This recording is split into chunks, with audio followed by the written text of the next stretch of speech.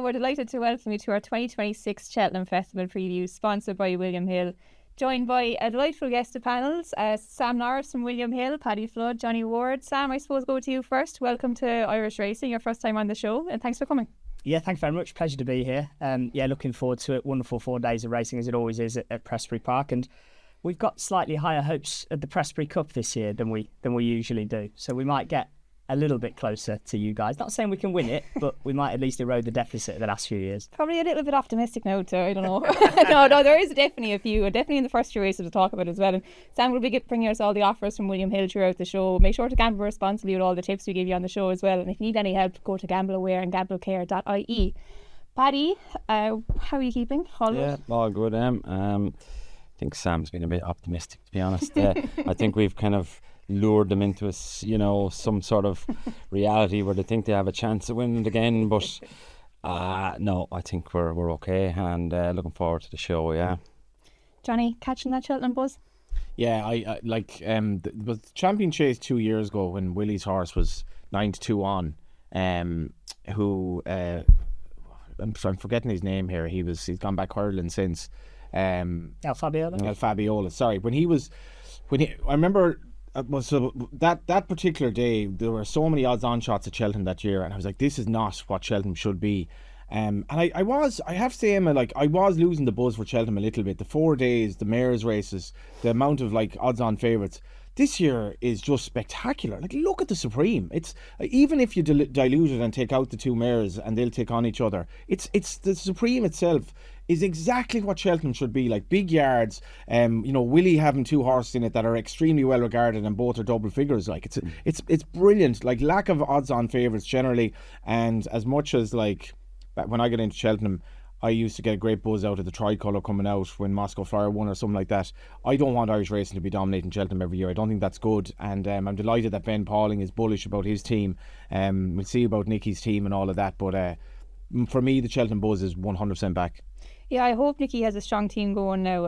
He's got Django Bay for the Gold Cup, obviously he's got the favourite for the Supreme. And, his team can the UK challenge can rely on Nicky Henderson quite heavily a lot of the time, and obviously one of the best trainers over there, so that's no shock. But lads, we'll start off with the biggest one of the week for me, the Gold Cup. We'll go championship races, go Vine Division, championship races onto the Novices, and then best of the rest and some handicaps. But starting with the Gold Cup, like I said, biggest race of the week for me, Sam. How are we betting this with William Hill? Yeah, it's been a fascinating betting heat really since they crossed the line last year. Obviously, Cheltenham betting, unlike most races in a year, is a kind of a 365-day run-up. We start betting on the following year's festival pretty much the second they pull up in the Martin Pipe. So we've had a long time to look at this book. Galopin Des Champs, currently our worst result in the race. Obviously, the dual champion, he's just a horse that's popular with punters. They want to come back and bet him. He hasn't looked the force of old this season, but we'll be cheering on his demise, given that he is such a big loser in the book. A couple of other losers at the moment. Haiti Couleur is a loser. Obviously, he's won the Irish Grand National, the Welsh Grand National. They've got an option of going to the English Grand National. It sounds like Rebecca Curtis wants to have a go at the Gold Cup, so that's a liability at the moment. Spillane Tower has been really well backed since winning the Cotswolds. He obviously bounced back to form in that race. I think he was 40-1 for the Gold Cup prior into 14s. He's got a national entry as well. So, yeah, a few of those horses that are liabilities at the moment. Obviously, it's up in the air as to what Factor File and Gaelic Warrior are going to do, whether they go to the Gold Cup or whether they go to the Ryanair. You've got no run of money back on all 28 races at the festival with William Hill, so you can bet safe in the knowledge that if they do go down another route, then your money's going to be safe, you're going to get it back. I think the horse that beat the pair of them on Boxing Day, though, the Jukebox Man, is probably the way to play this race. I know it's an easy 3 at Kempton, and that doesn't necessarily mean you'll get 3 1/4 up the Cheltenham Hill, but he jumped so well. He jumped like a buck the race before at Haydock. Really impressive at Kempton this year. He was impressive at Kempton last year as well in the Novice Chase. He's the one for me, the Jukebox Man, at 11-2. I'm still not 1,000,000% sure Factor File does stay this trip. I know he won the Irish Gold Cup last time around, but yeah, it'll be interesting to see where those two go. And as I say, Galopin, Haiti Couleur and Spillane are the losers in the book at the moment. I I think only a bookmaker could pray for the demise of an old champion like Elephant Foundation. I wish I didn't say demise. Demise I wasn't meant what you meant. defeat. Yeah, I meant defeat. I hope he comes home Progression. safe. I hope he comes home really safe. No, I but wasn't in taking it second like or that. third, But yeah, demise was a horrible word. I think everyone would love to see him run up the hill, except for William Hill, maybe. But, There's no room for romance in bookmaking. no, maybe not. But I agree with you. I think Factor Fight has a little bit to prove in the trip. Paddy, what did you think? Look, I suppose he has to be supplemented first, and it's no guarantee yet, I suppose, with connections. Yeah, look, he's the horse that I've always loved. You know, I've always bigged him up on this show and always thought he could win a Gold Cup. For him to be pulled out of the Gold Cup really worries me. At the start of the year, like, why not just leave him there? Was it pull him out because you're not tempted in the end? And Did they get on at all sorts of prices for him to win the race when he was pulled out? I don't know. You never know what they're up to. you Like, why don't would you know. pull him out? It I doesn't don't make know. any Doesn't sense. make any sense. It makes no sense No. whatsoever. But saying that, the vibe I'm getting now, I haven't heard anything, is he'll be in a Ryanair. And I think, like Willie, he'll go where he can win. And he's probably certainly in the Ryanair. You know, if he jumps around and turns up in form, he'll win the Ryanair. And I'm just getting that sneaky feeling that that's the way he's going. So I still would be worried about the 3.25 miles with him. You know, listen, it's probably the most open Gold Cup we've had for the last 4 or 5 years. But a really good race. But, you know, drying ground, 3.25 miles, you think everything should be saying you're going to a Gold Cup with him. But the vibes are, for me, Ryanair. So with that in mind, I will be agreeing that the Jukebox Man, I think, is probably, like, Django Bay is favourite.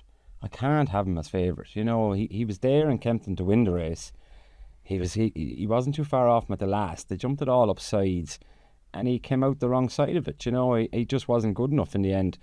Jukebox Man, I thought, jumped better in Kempton than he did the first day. I thought he was a bit fresh the first day, jumped big, and I was kind of worried about that if you jump big around Cheltenham, you lose a length here, you lose a length there, you lose your position more so than anything. That's what makes Galloping so good, is that he doesn't mind hitting a fence, a kick. He doesn't lose any ground doing it. Love to see him back, but I'd be if I was picking one now at this stage, I'd be picking the Jukebox Man to ride, to be honest. Plenty of confidence around that British Challenge. So, Johnny, their best chance, I'd say, since Native River won it back in 2018. Very strong contenders there from the UK Challenge. Yeah, like Emma, if you were to say 4 weeks before the festival that the first three in the market, the clear first three would be a horse who needs to be supplemented, Django Bay and the Jukebox Man. Like, who would have like, I was at a wedding in December, and I was talking to one of the lads going down, and like, what did you get him for the wedding? And he goes, I got him a betting docket as part of the gift, and it was like a €25 double. Willie's mare Bambino Fever at 4-1 to win the Mare's Novice Hurdle after she'd been beaten at Naas. And I know the way you're thinking, at 6s for the Gold Cup. And I said, oh, that's a really, really solid bet. Like, he's 14s now. He's 14s There was after. positive vibes from Gavin Cromwell It should be yesterday. 50s. Do you think so? Oh, sure. On form. I find this race just so difficult but brilliant. Like, the fact that you could literally, and you're starting the preview night circuit tonight, I think. Like, you could spend all day on the Gold Cup, and you could have 10 people on the panel with 10 different opinions on the race, and that's fantastic.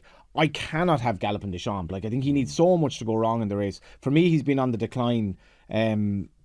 Maybe, like, I don't know what to make of Punchtown last year, but I thought he was a bit flat in this race last year. And just as I know the way you're thinking, how good he is at Cheltenham, it's a price-based thing. I'm at 14-1. I do feel he comes alive at Cheltenham. He'll get into a rhythm, hopefully this year. And I find Django Bay and the Jukebox Man too short. This year's been It's been poor. desperate. Yeah. You can look at Gavin's in and out form, and Paddy, the prep for the race is terrible. Like, it's awful. That fall at Leopardstown is awful.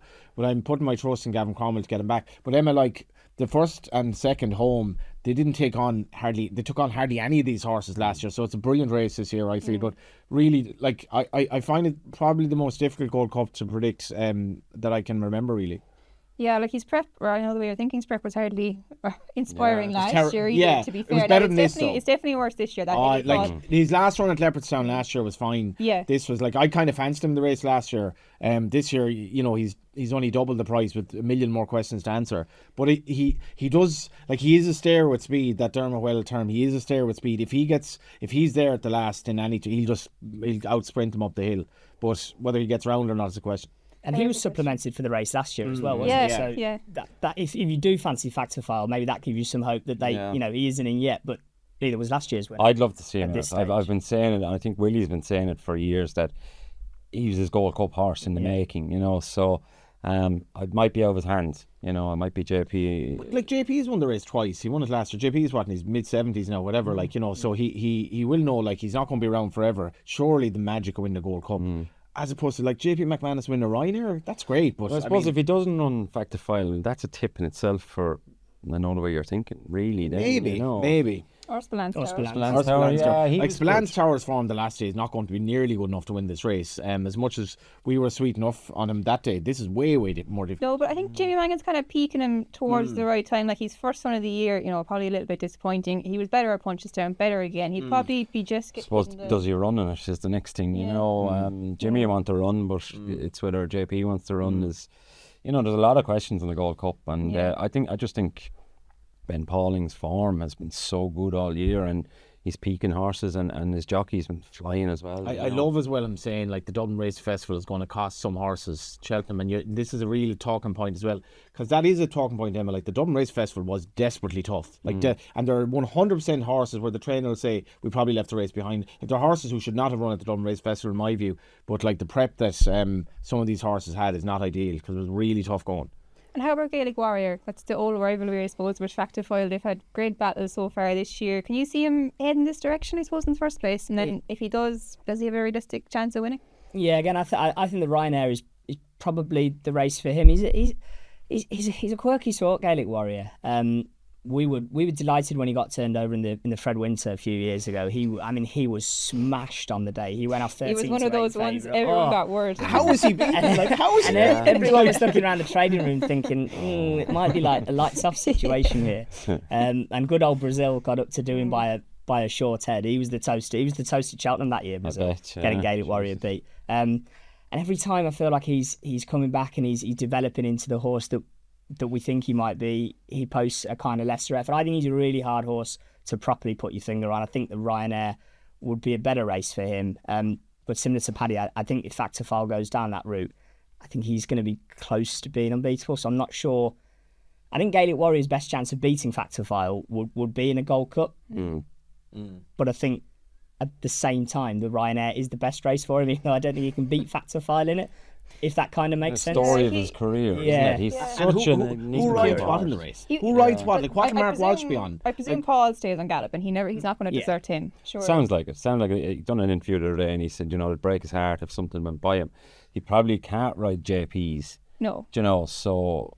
Gaelic Warrior has a better chance in this race than Gallop Deschamps. I think Gaelic Warrior is the best horse in the race. Yeah, he has to get Paul Townley could get him into a rhythm 100%. I've always thought he's definitely better going the other way, but in fairness, the Leopardstown one was very good. If Paul was on him, I would be favourite. Seriously consider backing him. Yeah. You don't get off the two-time champion.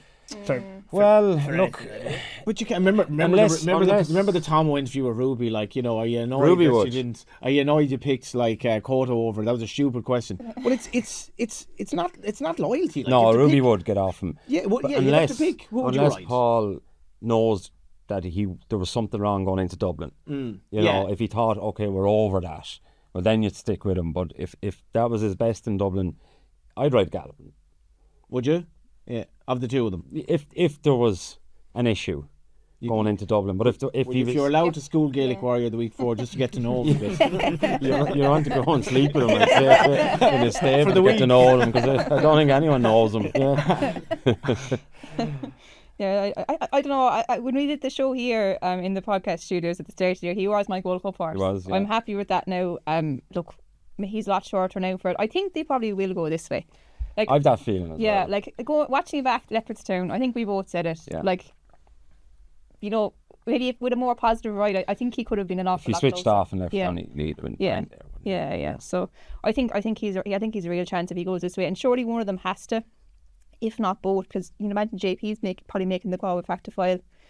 It'll be a different decision with Gaelic Warrior there. So look, I think you're all quite strong on the UK challenge there. Johnny is kind of a speculative each way. I know the way you're thinking. It's probably even a win bet, to be honest. Maybe, I don't know what William Hill offer is on the day, but this is he's just too unreliable at this stage. As much as he's brilliant at Cheltenham, you can't be confident on the back of that. So I'm not confident to be placed. So I'd have a win bet at 14s. Okay, we'll move on to the Ryanair. It's kind of overlap, I suppose, so it's kind of the logical place to go next. Sam, I think the market in this is bizarre. Like the first 6 in the betting, you don't know if they're going to run or not. Yeah. You can probably make a fair case that none of them might actually run in the race, and then you've got Hartwood as a default favourite. Does this show him that this race shouldn't be there, or should it be there? It's a tough one to call because there's a big difference in the Champion Chase and a Gold Cup. Now, in fairness, it's actually a race I quite like. I think like in the past you get great winners of it, like the likes of an Allaho and other horses like that. But this year, like I think Factified and Gaelic Warrior should definitely both be going for a Gold Cup. So look, maybe this year I wouldn't mind not having it at the festival. But how are we betting with this one, Sam? Well, it's a really weird race to price non-runner money back at the moment because we like Factor Files 4 to 5 and Gaelic Warriors even money. Like you're going to get a lot of pelters if you come 6 is Romeo Coolio. Yeah, like if you come with a book that looks like that, people are going to ask questions. But with no choice but to price it like that, as you say, Hartwood last year's second, he looks the only guaranteed runner for the race. He's 7 to 1. The liabilities in the race, Factor File's been a big loser in the book. He won it last year. I think if they went down this route, then he would win it again. I don't think anything could beat him over this trip. What else has JP got for the race? Probably not a lot. Maybe John Bon. It looks as though he wants a longer trip these days, but we all know about his Cheltenham form. He's just not as good a horse at Cheltenham. Didn't sound certain that they'd head, but like you'd imagine if it cuts up, they'd probably be fairly tempted to go here. Yeah, and he's got the option. He's got the Melling at Aintree, which probably would suit him better. So it might be a case that JP does run him here. We've seen a little bit for Impere Pass as well. He's kind of 12 to 1 into 8 to 1. Good comeback run at Goran last time around in the Red Mills. He didn't show any real rust for his layoff since then. So he's a possibility. But so much of it hinges on what Factor File and Gaelic Warrior are going to do. But as you say, people have kind of latched onto Hartwood a little bit as the only guaranteed runner. You might get a walkover at this rate if everything else goes to the Gold Cup. Well, Romeo be favourite if you ran. That's That is an interesting question. I mean, would there have been a lot of novices that have ran in this race? I can't think of any. Yeah. And every time I hear Gordon Elliott interviewed about Romeo Coolio, he sounds like he doesn't really want to go to Cheltenham. Full stop. Maybe if the 2.5 mile novice race was still there, he would. But he maybe favours the Arkle over the Brown. He's got the entry in this race, which I think if they are going to run him at Cheltenham, I kind of agree with Gordon. The intermediate trip, the 2.5, is his absolute best trip. And this might be the right race for him, even if he is a novice. Taking on Lulamba and Copic de Boards, right, or taking on, say, Hartwood. Yeah. Right? What's the difference in a novice in this company? Well, I suppose if it cuts up that bad, well, then there's not much of a difference. But if there's a horse there that can jump out and go flat out and scare them, well, then you can put a dent in their confidence. And some horses get over it very quick, others don't. The risk is if he falls and has a fatal injury. Yeah, if he gets a really gut wrenching race for no reason and doesn't win, well, then you're up in the air. But I was always of the opinion to stick to your own grade until you have to go up the notch. But I'm like you, anything I hear of Gordon, it's the owners really want to be in Cheltenham. And the Ryanair will still be there next year, which, as you say, whereas... Yeah, I think he's Gold Cup horse. And I think Gordon has a plan for him. And this kind of doesn't suit the plan, but he doesn't pay the bills, he trains them, He had a hard race the last year as well, Jesus. It'll be interesting though, like it's like with the Irish system of declarations, you can't see who's declared, but with the English system, log onto the VHA, you can see what's in the race. Yeah. If it's line 56 and there's only Hartwood and a couple others in the race, is he going to bang him in there? Yeah. That's the question. Is he going to be in Cheltenham anyway? Possibly. It's a mad anomaly that it's not the same across the world here. Like, I suppose it's a good and a bad thing because you could be tempted to run a horse in a race you don't actually want to run it in. And they tell you how many trainers have a runner, but not the runners themselves. You're trying to work out how many does Willie have, which one is this and which one isn't it. And we spend so much time, by the way, waiting for Willie Mullins to do his jockey bookings because it makes a big difference every week what Paul Townend's going to ride. And it's last minute all the time with Willie. We'll be sitting there looking at a list thinking, as soon as Paul Townend's dropped on any one of these, punters are going to want it. We need to shorten it. Yeah. It's a nightmare, that man. Yeah. Right, I think he enjoys it. He definitely gets a sick pleasure off it. Yeah, he does. Definitely watching sadistic, you might say. Watching his Cheltenham preview there on Racing TV the other day, he likes to wind people up. Yeah. No one knows what he's going to do. Any other strong opinions on the Ryanair? I was thinking if the mare went here, Panic Attack, I thought she'd be a great bet at 12-1. There's rarely you get mares in that good of form. I mean, they tend to leave it all on the track, you know, and just this one's form this year has just been top notch, and she could go here and run a big race on her way to a national, you know. So she's filling I really like everything she's won easy this year, and every run she's been getting better and better. So she's one that kind of stands out for me as a solid jumper and a good stayer and classy mare, yeah. I maybe put in Banbridge as a horse to look out for, but we haven't spoken about the ground just. Very hard to know what the ground will be like. I don't think he's going. I think he's going to Aintree, yeah. Okay. This race is very difficult then. Ground, I'd imagine, like if it keeps raining, like if it's the same, is it the same in the UK as it's been here? We've been getting rain non-stop for the last every few day. weeks. Every day in 2026 is rain somewhere in the UK. Yeah. She's probably similar. Same over here. there. Like I think one weather station in Ireland, it's rained every day. Yeah. But IHRB must be getting sick of all those inspections. Yeah, Like it's pretty much cost them a everything now. fortune. That'll have a big play on Cheltenham markets. Like some horses, which is sad that because you could always say it'll be good to soft. That's not the case anymore. Yeah. Yeah, lads, we'll move on. Ryanair's a bit of a guessing game there. Champion Hurdle, really interesting renewal. Last year's Turner's winner. The new Lion is favourite in here, top of the market, 9-4, I think, Sam. Yeah, in what looks, you know, a more open champion hurdle than we've had in many a year. You could describe it as a weaker champion hurdle if you wanted to be, you know, a little bit meaner about the race. The new Lion does top the betting, but you know, he won the Turners last year. He looks again this year like he's a bit more of a 2.5 mile horse. He was a bit workmanlike last time around in picking up the Neon Lion, who I like as a horse, but it doesn't make you think, oh my word, that's incredible Grade 1 champion hurdling form. But it might be good enough in this year. Unfortunately, the book, well, I say unfortunately, it's just the way it is. The book revolves around Constitution Hill. He remains kind of the most famous, infamous horse in national hunt racing. We laid a significant bet on him at 8-1 back in October. He has his believers, he has his haters as well. I think he's 7-2 at the moment. How could you hate him? Well, I think some people think he gets a little bit too much press. He gets a lot of press, yeah. Yeah, particularly from... but I think Nicky Henderson is... He tries to be quite open, tries to be quite transparent, tell people, you know, what's going on. People are interested in how the horses work in schooling, etc. But some people find that there's a little bit too much of that we're hearing too much about the horse. Well, when the racing posts are showing video of him, how he broke out of the stall, yeah, like, that might be a bit too much. Like, are we getting this about a Derby horse or a 2-year-old? Yeah. No. Yeah. But all of our liabilities kind of revolve around him again. I presume if he shows up, he'll be a short price favourite.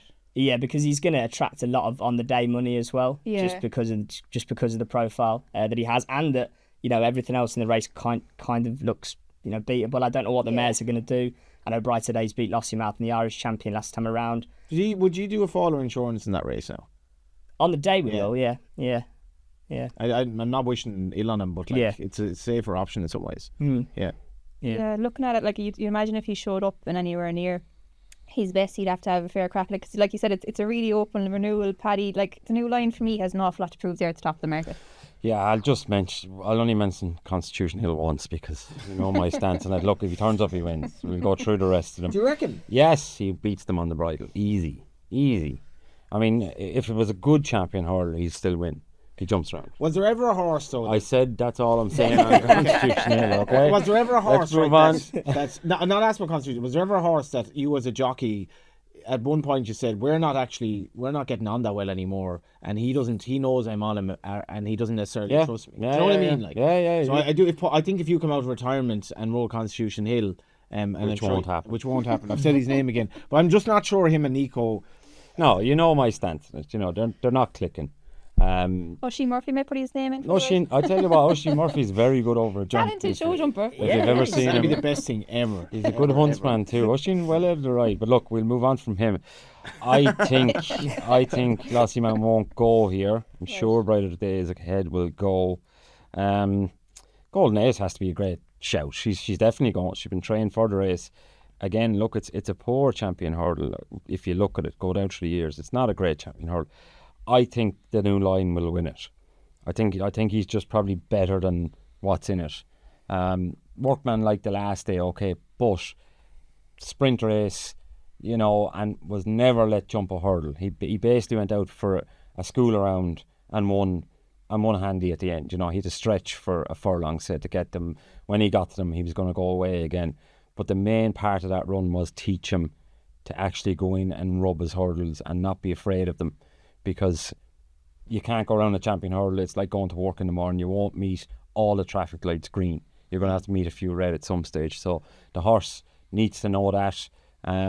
Constitution Hill thinks everything is green, you know, and you need to find a rider who's happy to put the boot down and go for the green light, you know, stop waiting for the yellow. But interesting traffic light analogy there. yeah, thanks. I'm working on that. Good one. But yeah, look, if I'm going to ride in the race, I would ride the New Line. I think he'll be just in behind the speed. He does jump like a champion hurler, even though he fell. Istabrack fell a couple of times. Moscow Flyer fell. The good ones fall. You know, they're not bulletproof. They're not robots. They are horses, and you're jumping at speed. But I think he is the winner, and I'd say Golden Ace probably the each way value. Johnny, how would you go down on Constitution Hill? Would you get around? No. Would you get to the start? No. I remember being on a plane once with Niall Quinn, and he just happened to be in the airport, and I'd had a few on me, and I was saying, if I were playing a professional snooker player and I was 8 points ahead and it was down to the black, right, and the black was on the spot, so all I had to do was like hit the black every time and don't pot the white. I don't have to pot anything, like, because there's no snookers, because would you fancy me to be like a professional snooker player? And he was like, no, you just pot the white at some stage. And I would not get around on Constitution Hill. No. If this were a walkover, I'd be in trouble. Yeah. Can't go the Stewards would be in trouble. They don't make them trot over the line anymore, actually. Oh, do they not? They've actually done I'd away probably with still that, be in so you trouble. might be right. But the mares, I suppose, are a talking point here, Johnny. Lassie Mout, she surely deserves it going now at this stage. But like, why would She won't go. I tend to agree with Paddy.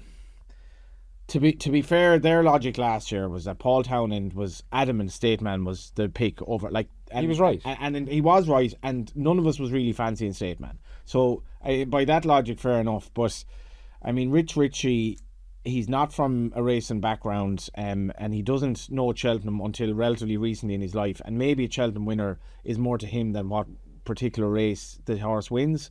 And like, it should be up to the owner, and whatever he wants to do is fine. I would run her in the champion hurdle, unless I desperately needed the money, which could be the case. But I'd run on the champion hurdle. I still like Amsterdam at the prices. I can't believe I'm saying this. And his graph, Sam, has been like this with prices this year, because after Sergino gone out, he was back into say 10s. Will he even run it though? Will he go? I can't see. I agree with you, Johnny. Like, because if Lassie Mout doesn't go, Paul Townend rides Amsterdam. Yeah, and I'd love to see that. Yeah, and exactly. And say that the last day for me, Ruby Ward said before the race, he wants this sort of ground. I don't actually think he does. I think that the one day he had the ground in Ireland like that was an ace, and it was a nothing race. Like, his form, even the fighting fifth form, like, there's a lot in that race that's positive. There was an awful lot in the race at Christmas that was positive. I feel he wants a strongly run race on nice ground, ideally. And as you say, Emma, what price do Paul Townend rides? He's 20 to 1. I feel Paul had his go on him that day, and that's the horse's very best. First one of the year, like, I know, but he's very hard going home. Like, he'd be fit. That for me now, I could be wrong, but I think that's his level. I think in a wide open champion hurdle, like, if Constitution Hill doesn't show up or he doesn't get around, anything could win it, and he's worth a chance at a big price. I'd agree with you, Johnny, especially if Paul Townend is on board, because if Lassie Mout doesn't go, I'd rather see Lassie Mount. If she's not going to run in the champion hurdle and you don't want her in the mares, she'd win a stairs. I'd go up rather than back. yeah, Vega did that. Yeah. As well, like, yeah. They never really seemed convinced that she was a 2-miler. Like, even No, she bolts in over 2.5 in Cheltenham, like, and she looks like she'd go another, half a mile easy. And getting beat by Brighter Days ahead last time around, that was the nail in the 2 mile coffin think for me, so, yeah. for Lassie Mouth. I think that's her done over this trip. It speaks to the open nature of the race, by the way, that we're kind of laying handicappers that we wouldn't ordinarily. Horses like Alexi won the Greatwood. Tutti Quanti still needs to be supplemented. He won the William Hill Hurdle at Newbury. He's 16 to 1. We've got a little bit of a liability on him since that race. In a normal strong year, Shouldn't be Greatwood and William Hill Hurdle winners, wouldn't be talked of for the champion hurdle. But Lassie Mount for me just was never going the last day. Like, so, and I know she'd done the same against Constitution Hill. Yeah, that was the excuse. She was never going. I think she just flat out. And even on that ground, Yeah, maybe. Yeah, I know Willie was definitely there was. The press talking about Willie after that race, it was like there was something about that race that if you go a mile or two miles per hour quicker. Yeah. You Out can your comfort feel zone. it. Yeah, you know, yeah. that sort of way. It's kind of, you go from, like, she's never running away. Most horses are just on the bridle and you're happy, and you can get a blow into them when the race slows down a bit. At 2 she can't get it. She's, you know, and when you want to fill her lungs, you're not. You're still going, and at the end of the race, then she's getting tired. You know. How about brighter days ahead? For me, she has it all to prove at Cheltenham. I was big in her last year. Do you think so? Yeah. I think so. Like, I know Gordon said she had a problem with a knee or something, but she did, like, I know maybe the race wasn't one to suit in the Mayor's Novice, but she still, you know, she came with a big reputation and she didn't deliver. She didn't deliver at all. She was very disappointing last year.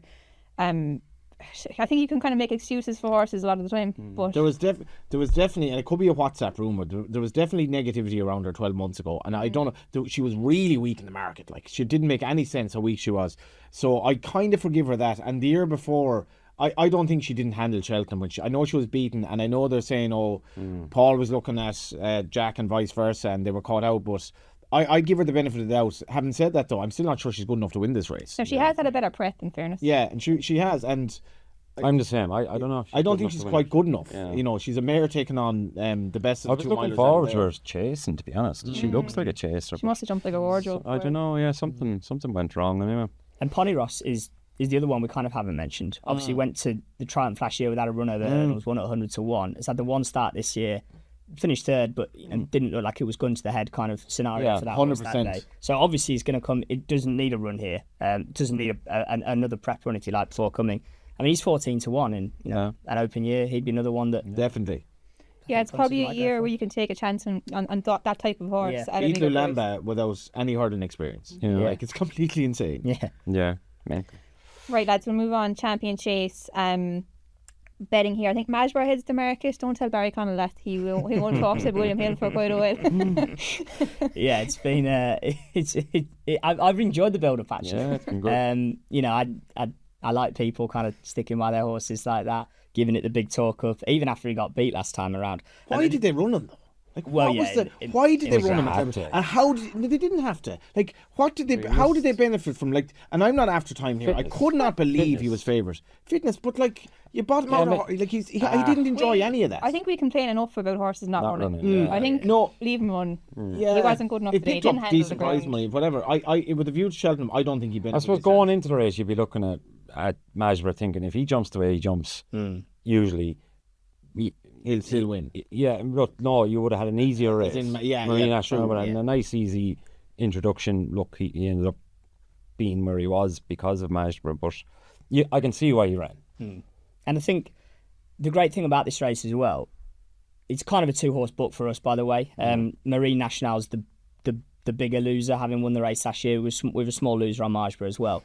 But it all comes down to whether or not you think Majborough can replicate what he did last time around. Because if he does, then he probably wins this. I'm dubious whether he can do that again.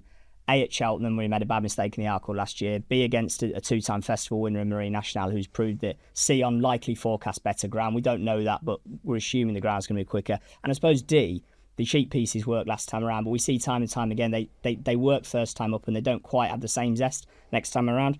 I'm not going to be provocative and say I think he's like a massive lay, Majborough, but at 6 to 4, I'm so happy to let him win at that price. There are some 6 to 4 shots that you think I feel like I need to be on here because I think it's a big price, but just loads of question marks about Majborough. If he turns up in the same form as he did last time around at Leopardstown, he probably wins, but just like I reeled off there, to have 4 question marks hanging over his head. Yeah, you still have it in the back of your mind that he could walk through a fence. Yeah. Yeah. For me, like, if he can't do that, win a champion chase. Yeah. The thing with, say, that the cheap pieces are what you're putting as a negative there for the second time up, they won't have as good a effect. I think that's a positive because if he goes to Cheltenham with them, he goes too hard. Right. I think he's had his go with them in Leopardstown, so now he goes to Cheltenham, he might just relax a touch more with them. They're not new and scary. But what I liked in Leopardstown was he shortened. And when he didn't shorten, he exploded with a big jump. He never done that last year. You know, if you look at the second last and the last, he literally just went down and said, whatever way I'm meeting it. His back end met it first. Leopardstown, he got to bend properly, and I haven't seen him doing it at all. If you didn't know, the horse you'd swear was the best jumper in Ireland, you know, but I think if he turns up in half the form in Leopardstown, he still wins. It's very ground dependent, this race, Emma, for me, because like if it's soft to heavy, I Majborough will win as long as he runs his race. If it's good to softs, this is a different race, and I'm definitely of the opinion Marine National is way better. Like, he's a fast horse, like El Kairos. He's a fast horse, and like whatever about Lossiemouth, he never went a yard. And Barry Collin was saying that when Majborough started to go a bit slower in front, and Barry was literally telling me the miles per hour here, the kilometres per hour, then he started to travel. In other words, he wasn't able to go the pace Majborough was going when Majborough was going the pace that Mark Walsh wanted to go. Mark Walsh was just able to take a pull. But in fairness to Connections, I think going back left-handed, and the run at Leopardstown at Christmas brought this horse on a lot. Like, and he was spectacular the last day. But he was brilliant at Cheltenham on pretty much heavy ground in the Triumph. This race for me, I'm not 100% sure if Majborough will go off favourite on good to soft. If it's soft to heavy, he'll be odds on. And I give him the benefit of the doubt jumping wise. Like, he was spectacular the last day, and like he was a novice last season. I know it was a small field Arkle. Bear in mind the Gold Cup favourite won the race. Like, it wasn't, and Majborough was still by a mile the best horse in the race. Like, so he was spectacular at Christmas. But I feel this is all about the ground and the price in terms of what bet I'd have. I suppose Ilatem is the forgotten sort of horse, and I don't like a horse getting that heavy of a fall coming back into a championship race. It's tough. It's really tough. The one I want to give a mention each way is Irish Panther. If that horse gets into a rhythm like he did in Leopardstown, geez, he'll take him to the last. If he gets upside Majborough, he'll worry him. Because he was rocket quick at his fences in Leopardstown, and that wasn't any fluke. He's been building up to a big run like that.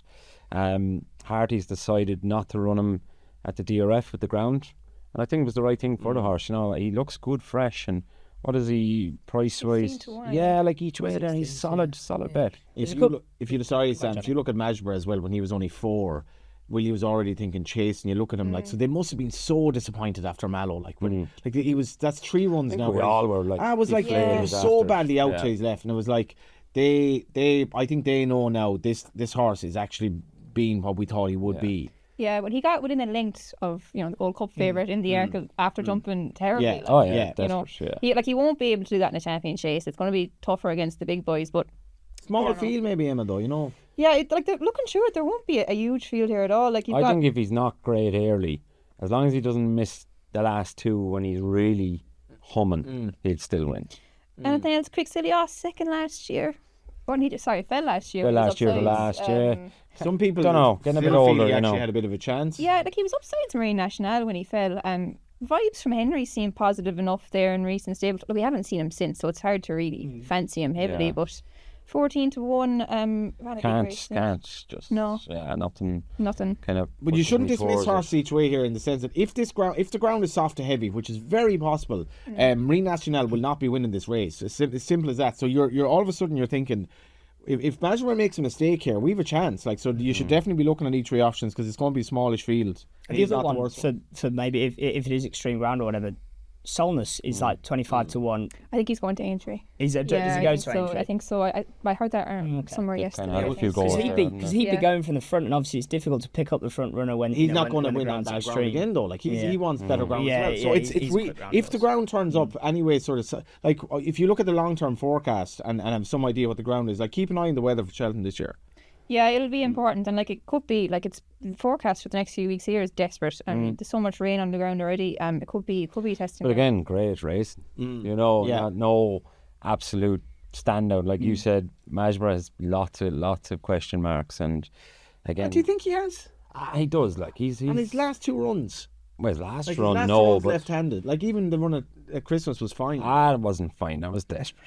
No, they were just getting him back on track. But sure, he was unrideable nearly. Mark was trying to hold him. He never jumped. If he runs like that, he won't be in the first 3. He won't get around. And he seemed to enhance his reputation last year despite jumping badly. Yeah. Which is, the ability's never been in question. The engine's never been in question. Machine, He kept jumping poorly last year, and people kept saying, it was similar to what you mentioned, Emma. He jumped so well. He ran so well, in last year's Arkle, in spite of his jumping. He did Who this rides well him, by the in way? spite of his jumping. Mark, definitely. He'd have to. So Mark will have an amazing Cheltenham, all going well. He'd have. I think he's in my book. That's a bet to be champion jockey. I think he's odds against with us. Champion jockey without Paul Townend market, but a lot of punters kind of cottoned onto this. I think it was 9-4 into I think it was 6-5 when I last looked, but a lot of people think that's a real solid bet not a for bad the week. bet at Take all. Paul Townend out of the equation. If he'd have a chance of winning it on his own. Yeah, he will. Yeah, definitely. But in the without Paul Townend market. Yeah.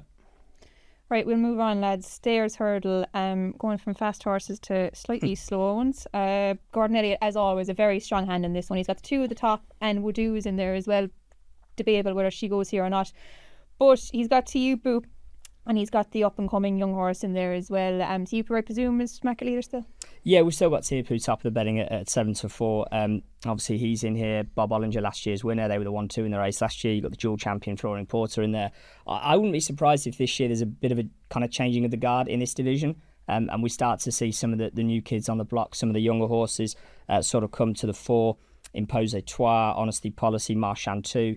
They've all got kind of form lines that tie in together. I think collaterally, Marchand 2 comes out best of that trio on the form, trained by Emma Lavelle, who obviously handled Paisley Park to great success in this division. So I thought Marchand 2 was an interesting. What I might be tempted to do on the day in the race, obviously you can play a racing bet builder now with William Hill, and you can chuck 2 or 3 or 4 or more than that if you want, if the race is big enough, match bets in the race. I'd be half tempted just to take all the younger horses to beat the older horses. I can't get it out of my mind that this is the year those youngsters kind of go past Tiupu and Bob Ollinger and Flooring Porter, who've been great horses down the years. So, yeah, this is kind of a bit of a bet builder race for me. And one other mover that I should just mention as well, we've laid Hewick, everything from 66 down to I think he's 25, 22 to 1 now.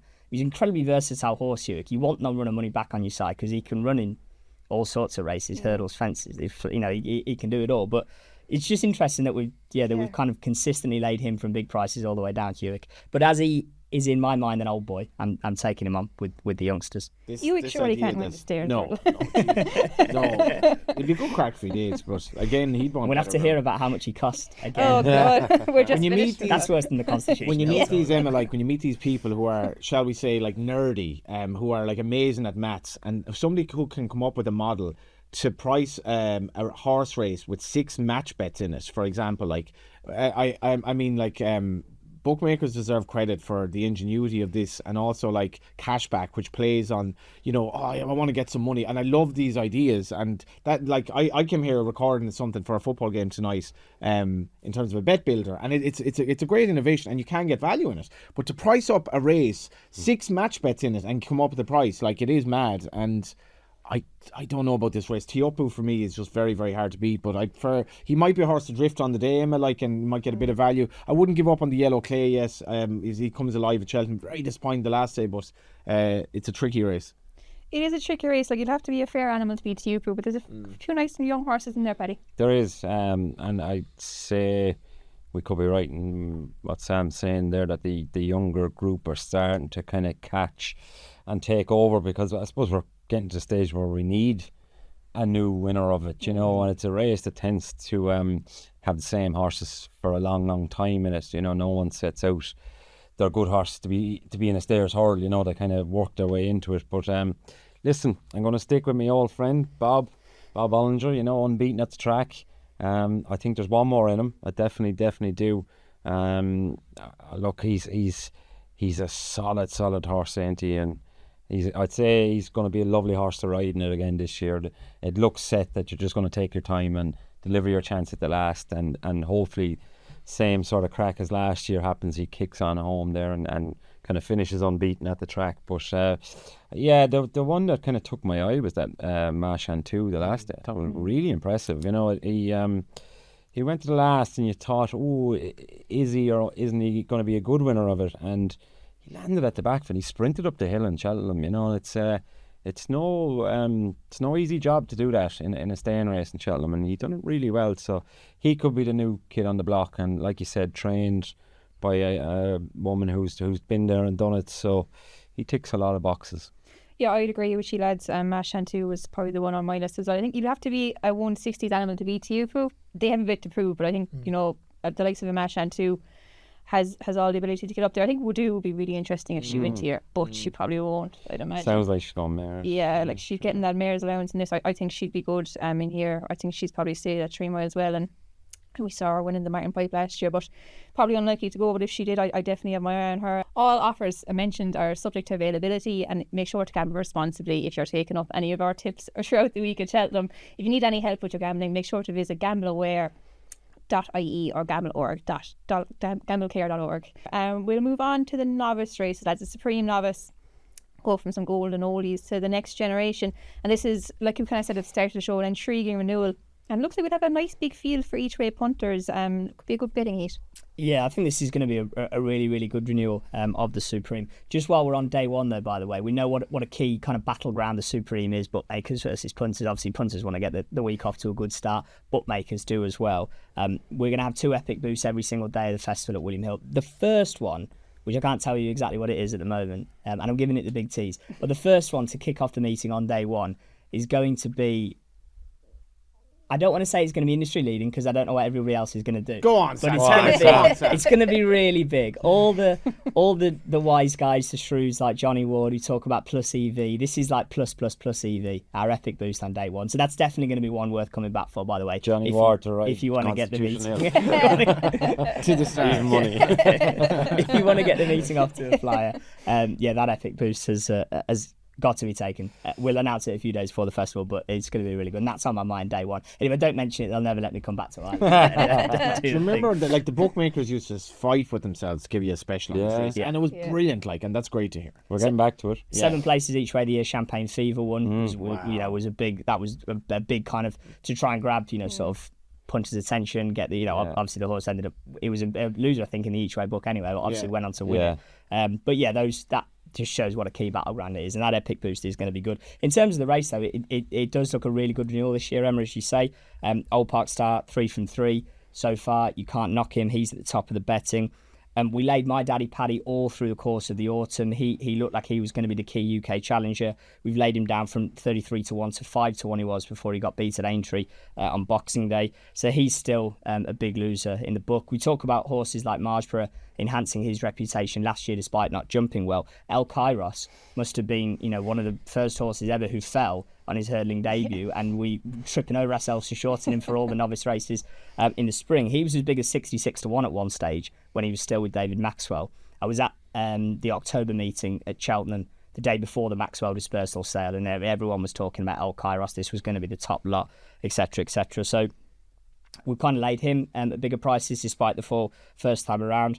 The fact that Mighty Park is the price he is, he's 7 to 1. What's that about? We've been waiting for Willie to unleash one. He does, and he's like 4th in the betting after 38. What is the Old Park Star hype about when he hasn't taken on any of these horses? Yeah, I find it mad. Yeah. What do you believe over there? And on a line through the horse that he smashed out of sight last time around Mighty Park, he'd have the beating of El Kairos. El Kairos beat, I forget the name of the horse that he beat now. Willie's horse, yeah. Yeah, he beat him by 3 lengths. And then Mighty Park, and I know it's not an exact science, beat him. Mighty Park beat him 38 lengths. Yeah, and he's a point bigger in that race though.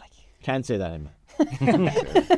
I think the worry is that Mighty Park goes to the Turners. He's a shorter price to the Turners. I think he'll go. Obviously, you'll get number of money back. And he was second in the 3 mile point, right, Mighty Park. So he's got that bit of stamina. But it was 2 miles that he dotted up over last time. I don't know why really the Turners has to. I think you have to go back to about 2007 to find the last horse to go from a maiden hurdle straight in and we actually win the Supreme. Right. Min gave it a fairly good go a few years ago, but sure. it's a hard thing to do. It's very, very hard. But there's a lot of talk about this horse. Yeah, I'm a believer in if a bad sire can get a very good horse, then anything after that, buy a better sire. And this horse is a half brother to Might Bite, who was by Scorpion, and he was probably the best Scorpion, actually definitely the best Scorpion. And the way Willie talks about him, what do you compare him to? Was it Faheen? But this race, Emma, is absolutely spectacular. Leader Dallier was 20s after he won his maiden hurdle. He couldn't pull him up, and he was the horse that Patrick was talking about for the race before he ran at Christmas.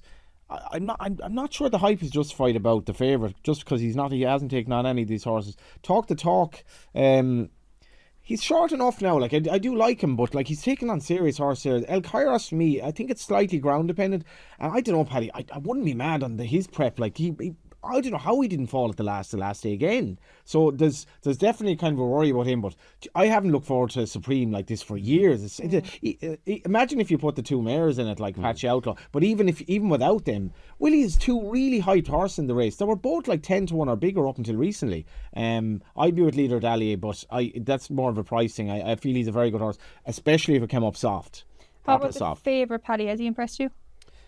He's impressed me as one of was beaten in 3 bumpers. Yeah, like, isn't it mad? He was beaten in 3 bumpers. He's like a different horse. Man. He's impressed me by what he's done. He hasn't impressed me by what he's beat. You're kind of going back to the old days of when Nicky Henderson was the main man in Cheltenham, and you're kind of getting them vibes off this horse, but that hasn't been the case for a long time. I think he's a beautiful horse. I think he's a really, really nice horse, but I'm not sure he's an Altior. Not sure he's that classy, that he can go on and smash them in a Supreme. I don't think he'll win it, to be honest. I think Talk to Talk is a well above average horse. I think this is a champion hurl horse in the making, to be honest, and he shouldn't have won in Leopardstown. If you go back and watch that race, there's muck, there's slop, there's everything. He never seen a hurdle. He wasn't relaxed that much to say he should have had the finishing speed that he did. And from to get up that straight and going by the line, he was going to be another. He was gone. Is this like a ride that's went perfectly well? No, I'd say it didn't go perfectly well at all. That he won. That he won, yeah. But I'd say it was a ride that, listen, go out and teach him. Because we rarely see Joseph or JPs do that. If they think they have a nice horse, they'll usually ride him in the first 2 or 3, keep him out of trouble, get it all nice. And All Park Star's done that. He's been at the front of all his races. He's looked good jumping, but for me, he's not a quick jumper. He's a chasing type. He's a beautiful looking jumper. Whereas I think JJ went out the last day to get a bit of cover, but the way the race ended up, it was such a messy race. He was buried. He was trying to get away from the stands. JJ was trying to go out, couldn't get out. Trying to go in, he couldn't go in. He was just stuck on heels, and literally, from the back at last home, that takes some doing from that horse. And I think that form and the way he's won it, I think he's miles ahead of anything we have in Ireland, and I think he's better than Old Park Star. El Kairos for me, I think they think a hell a lot of him, because Gordon was saying before Thurles that he was losing sleep. That if he didn't win the night before, didn't win a maiden hurl in Thurles. You know what I mean?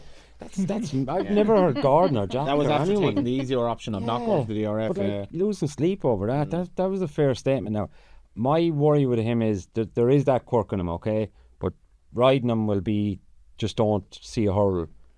Make sure you have something to run at going to the last, which you will. For me, the Supreme is not for speedy horses. It's your staying types. It's your, unless you what I think is Talk to Talk is a champion hurl horse.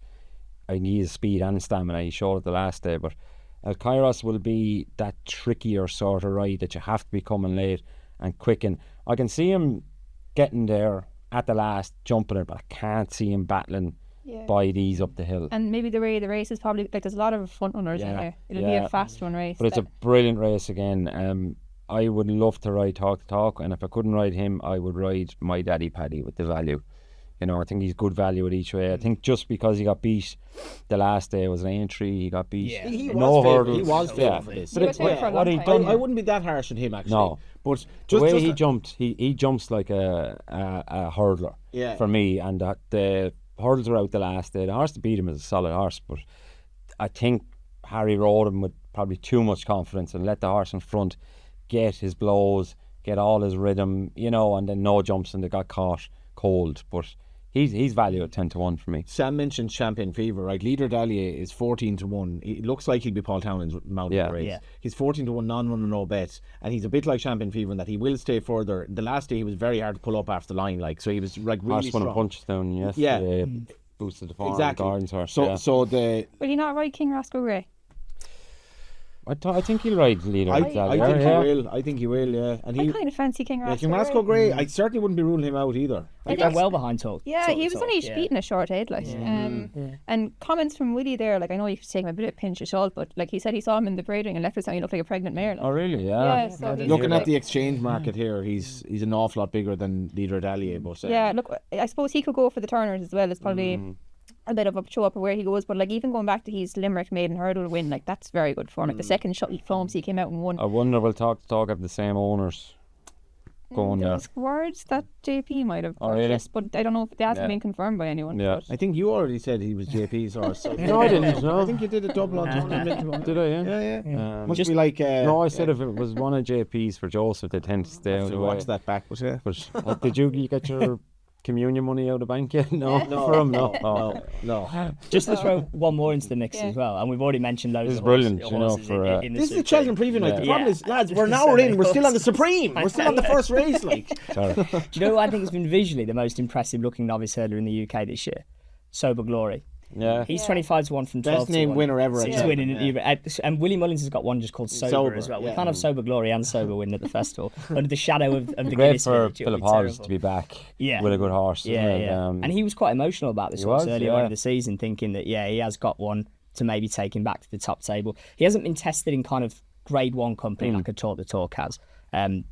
But he's jumped so well this season, Sober Glory. So I think he's got a massive chance at 12 to 1. I'd love to see him bang there, yeah. He could be in a top 4, top 5 kind of bet builder market on the day as well. Which is another angle instead of the each way. But, we mentioned so many horses in the race, but it is that kind of Supreme this year. Yeah, it's that kind of one you can give a shout to so many in it, and it'll be a cracker. But when we move on to the Turners, there's a few of these kind of overlap in a small bit, I suppose, and kind of like we said, Mighty Park ended up the favourite of this one, I think, after plenty of good comments from Willie. Yeah, Mighty Park's 11 to 2 into 100 to 30. He was a horse we were desperate to keep on side, but he's just been so popular. There's nothing we've been able to do with it really. So he is a loser in the book. No drama this end's kind of been the main anti-post loser, but the good thing with him from a bookmaking perspective is this has been his target from the get-go. So we've kind of been able to keep him at an acceptable price. He's still a bad result. He's obviously the best we've seen in the UK. We know Paul Nicholls maybe hasn't had the ammunition in the last few years that he's had once upon a time. This looks a proper horse for him. So with no drama this end and Mighty Park in the race, both being losers, that's the front end of the market we'd like to get beat. I still think Mighty Park maybe should go to the Supreme, but the vibes are that it's going to be the Turners. But I think it'll be a good clash between the two of them. Yeah, look again, lads. He's very short. Like he's got a lot of inexperience to overcome. Kind of similar to the Supreme. You were back to 2005 to see the horse who won this in his second hurdle start. Like he's coming from a point to point, maiden hurdle into this. Like it's going to be tough. 2 walk in the parks at the top of the market here, Emma, and I love the way Paul Nicholls talks about no drama this end. Like I think he'd vaguely compared him to Denman. I can't pick a hole in this horse really. I think each way he's solid. Like this race again is when you look at it. I'm not sure it'll be a massive field. Certainly some of the best horses would not run in the race. And he for me is solid each way. I think he should be in the first 3 anyway. Yeah, he's been kind of the long-term market leader, I suppose. Mighty Park kind of took over his spot there the last couple of weeks maybe. But Paddy, thoughts? Yeah, a bit like yourself. One run in a hurdle. Emma has doubts about the value of the maiden hurdle form. Yeah, well, look, fair enough. I'll echo Emma's doubts. No comment, Daniel Gilligan over here. No comment. Would like to see a bit more of him for that price. You really want them to back up your opinion. Look, he could only go and win, and he done it exceptionally well. But maiden hurl in Ireland that time of the year, is there any real competition? Not really. No drama this end has been a nice horse. He's a smashing jumper. He does everything very smooth and he looks classy, doesn't he? But Johnny will tell you about walking the parks, off the bridle. Well, you just see, you don't know. Yeah, you don't know. But look, your theory has kind of been tested and tried and looks good with the likes of Final Demand, but isn't a class like Nicholls taking on Mullins? Yeah, again, with his chest out. Does Active Innocence go here? Do we know? I haven't seen anything. His former horse. His former horse. That's a horse I really like. When I saw him won his maiden in Newbury, I thought he was his Supreme horse, to be honest, because the horse he beat was an ex-Nicholls horse as well. Sinatra. I think he's a proper beast too. So if Active Innocence comes in here at 11-1, I think he's massive price. Imagine he runs, like, if he wants. Yeah. This is the race he's entered in. How about Dr. Steinberg? There's kind of talk that maybe Will he he might go come here? back. I think he's going to go for the Albert It Bartlett. looks like the Yeah. Bartlett, yeah. But I mean, similar to the Ryanair, the intermediate trip races are the ones that you feel are going to break up because there'll be some Yeah. horses. It's who ground go as well, Sam. Like, if it's really testing ground, you want to run an Albert Bartlett. I was just listening to Willie during the week, and he was saying, like, can this horse pull as hard over 3 miles? He was kind of sounded half tempted to drop him back. He did it last year with Final Demand from the Nathaniel. I think I'll ride him differently, maybe, you know. Possibly. But honestly, I think this Active Innocent, that maiden in Newbury, is what Nicky always targets with his good horses, and he won it really impressively. I think he's massive price at 11-1 if he runs here. It's mad. He gave £20 to Manila Yoga at Newbury. Manila Yoga was a 3-year-old. Yeah, £20. Like, so in fairness, it's hard to weigh that up, but that's a lot. Like, £20, 20. Yeah, £20. You know. Like. Yeah, I fancy Skylight Hustle in this one, to be honest. Obviously, he was a bit fortunate to win the Grade 1 at Christmas, maybe. I think Jack Kennedy thought he was still in with a chance, but maybe he might have been one of the only ones stepping up in trips. If I think Talk is as good as he is, Skylight Hustle is good value. I think Gordon has confirmed he's going here as well. He's 6-1, is he? Yeah, he is, yeah. And does the Talk form bring Ballyfad into it as well? Yeah. He's 52 seconds. Does from he? this time around. He goes here, I presume. I would imagine does, this is going to be his target. Yeah, it'll be interesting. Like, who does Jack ride then? Skylight Hustle or Ballyfad is the question. Whichever one he rides. That's the clue, I suppose. That's where you go. Yeah. But even I think going back to Skylight Hustle's maiden. You've liked maiden him for a while. I've liked him. Yeah, I think he's running Goran. He was split the Devil You Know and the Passing Wife. And Gordon said he was only half fit that day. Blew up, and like the two of them. The Devil You Know won a good Grade 2 afterwards. Form is good. Hacked up last week. There must be there must be something behind that name. Like, it doesn't. Skylight Hustle doesn't make any sense. There must be some in joke somewhere along the line. Maybe we'll hear after Cheltenham. I don't know, but Gordon seems to think a lot of him. I think, look, if I suppose who Jack rides will be a clue in itself, but he'd be the one that I'd be fancying going into that one at the moment anyway. We'll go on, lads. The next novice hurdle, Albert Bartlett. This is a tough one for punters, Sam. Some big SP winners in the last few years. I think the last 5 are double figure prices. Yeah, this is generally a race that kind of the market doesn't kind of come around to itself, doesn't form quite as early as the Supreme and the Turners does. We kind of get later money into the market, as you say. There's been some shock results in the race in the last few years. We've had some nice horses go and win it. The form between Dr. Steinberg and the Devil You Know from earlier on in the season is the key piece of form as far as punters are concerned. Dr. Steinberg we've got at the top of the market, but the Devil You Know has been the mover since he obviously was beaten by Dr. Steinberg. Then he came out and won on his next start. He's 16-1 into 6-1, so he's been quite a significant mover, the Devil You Know. They're both losers in the book, and the other horse at a bigger price that we've laid is Apache Tribe. 25-1 into 16-1 for Noel Kelly. Famous interview. Yeah, which I don't know whether that's had a part to play in it. Obviously, it was only a little race at Ayr that he won last time around, but he bolted up on that occasion. Looks as though this will be his target. So yeah, he's been pretty heavily backed. But that Dr. Steinberg, the Devil You Know race from, was it Nace or Navan earlier on in the season? I think that's probably the choice bit of form in the Albert Bartlett. So any of those three getting beat would be a result for the bookmakers. I mean, he's a big price then, Apache Tribe. If he goes off 16s on the day and wins, it might not be too bad. But at this stage, that would be good crack, isn't it? Noel Kelly having a Cheltenham winner. What do you think, Johnny? There's a preview night that's coming up with himself and Ronan McNally and some other local characters, so that'll be a lot of crack. Like Noel Kelly and Mick Winters now will be a dead heat for who I actually find Mick Winters. Noel Kelly, that accent is something else. But what about the Flying King here, lads? He was going to win it down Royal. They dropped him back to 2 miles at Navan, and you know that would have helped his jumping. This is a race. I have a good record in Albert Bartlett, and I go for horses at big prices. I'm not sure as an owner I'd be mad of running a horse in the race longer term, but I do feel it's such a slog. You get a lot of hype horse in this race that just don't, and that makes the market. Like when Penn Hill won it, he was like 16-1 on the day. Favourites have a terrible. Yeah, but it's kind of like just like Death Duty and a horse like that. They're just kind of. This is really, really difficult. And I do like Gordon's horse here. I just looked at it. He doesn't know other entries. I presume he goes in the race. And he definitely he doesn't have any. Flying King doesn't have any other entries, so I presume he goes in it. And he's like available at around about 20-1, I think, in the place anyway. You've got Declan Quealy's Lawler's winner as well. I'll sort that. Paddy, he must have a good chance. He beat this the last day. He's a great chance. I think people are kind of half sleeping on the race in Nace, saying it was a bit of a nothing race with the hurdles out. you don't win an ace easy, and no bad horse wins around Ace. A very good testing track. He'll give you a great run for money. You know, he'll be bang up there. His name will be mentioned a lot. And Deck and the Queelies, they're flying. Their horses are flying. I presume you'll ride him again. I will ride him, I'd say, yeah. But like, this horse has buckets of stamina, you know. And if he gets into a rhythm in front jumping, he's a great price at 10-1, because, like I say, favourites are not great in the race. And there's a few question marks with Dr. Steinberg. He's a good horse. He's a very, very good horse. I don't think he's the mad horse yet, you know. And Navan, when he won that race, if you see him, Danny was on him, and he literally hung to the rail. He went to hang back out and just leaned on the rail. So, you know, a green racehorse. The last day, he just wouldn't drop the bridle. You know, there's rarely in races where you get a horse that will not drop the bridle at all and still win. It takes a fair horse to do it. Now, it mightn't have been the greatest race in the world, but it still takes a big engine for you to get home at Leopardstown for pulling that hard. He's solid. He deserves to be favoured for it, but I'm going to give you one right out of the big prices, 25-1, King's Book of Henry de Bromhead's. Really, really nice horse.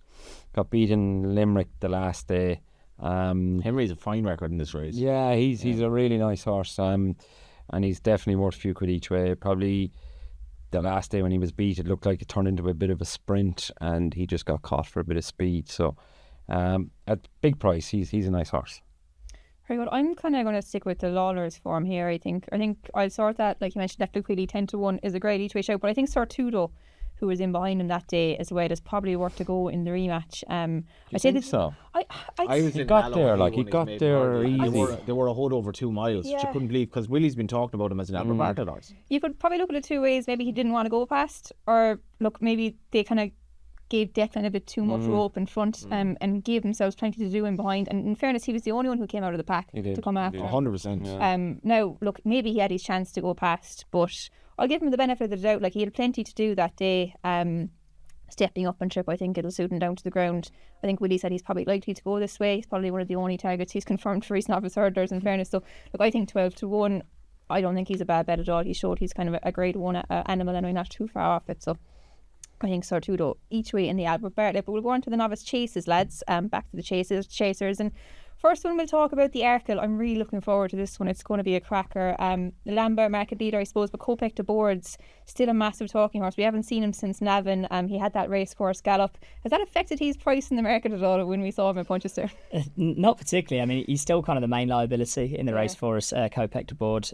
Obviously, winner of the festival last year in the Supreme, and you know, punters are not that perturbed by Willie Mullins' horse coming here without a run. I mean, you know, most trainers in this day and age can get them fit, but Willie remains the kind of master at it. I still don't know if it's absolutely ideal preparation, but he remains the most kind of popular one for punters. Lulamba would be an acceptable enough result for us, really. Be a small loser at the moment.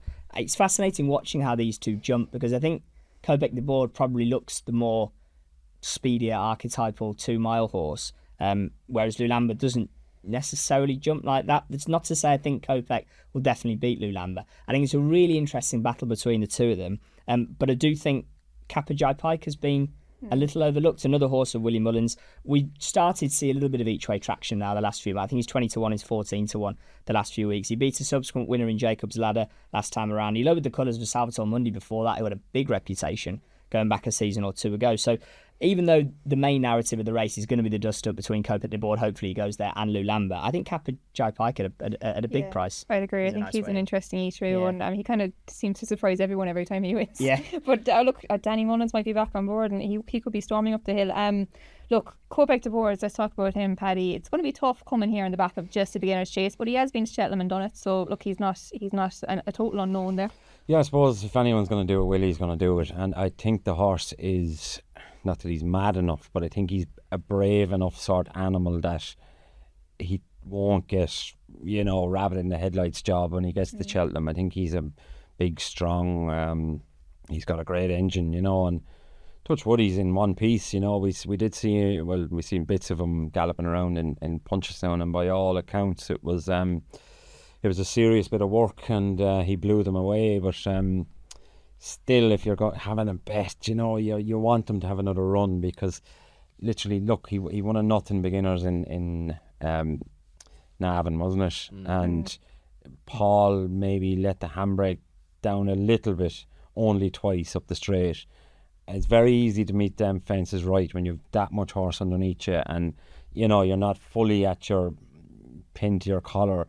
Most horses will look good doing that, so that's your worry, that if they go to the first very, very fast, and he does decide to, you know, have a second thought about it, what can happen, you know. But for me, Lulumba, I think he's a very good horse, but I don't think he is yet. If you go back to his Cheltenham form last year, it's nowhere near good enough. That the Triumph form is not, and it's turned out nothing really, you know. And even his Punchestown form is not great. He won it well, but it's not great. Wasn't too taken with him the last day, you know. For me, he's a very, very intelligent horse compared to Kopek, who would charge down to a fence.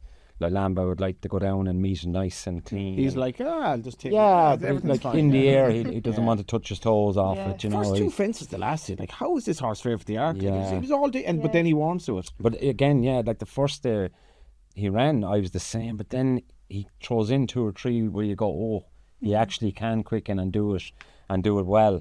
But then, was it Sandown where he went down to the last, and when he had a bit of light again, he ballooned it. So if he does that 2 or 3 times in an arc, he'll struggle to win it. I think he's a very, very good horse going forward. I think Kopek's quicker horse. I think Cargis is quicker, to be honest, as well. Sorry, I mentioned Irish Panther earlier on. I was completely wrong. It was this race he was in. He's another horse that loves to skip along, but he's in the Champion Chase as well. They're that rolling out going there. Yeah, maybe so. Yeah.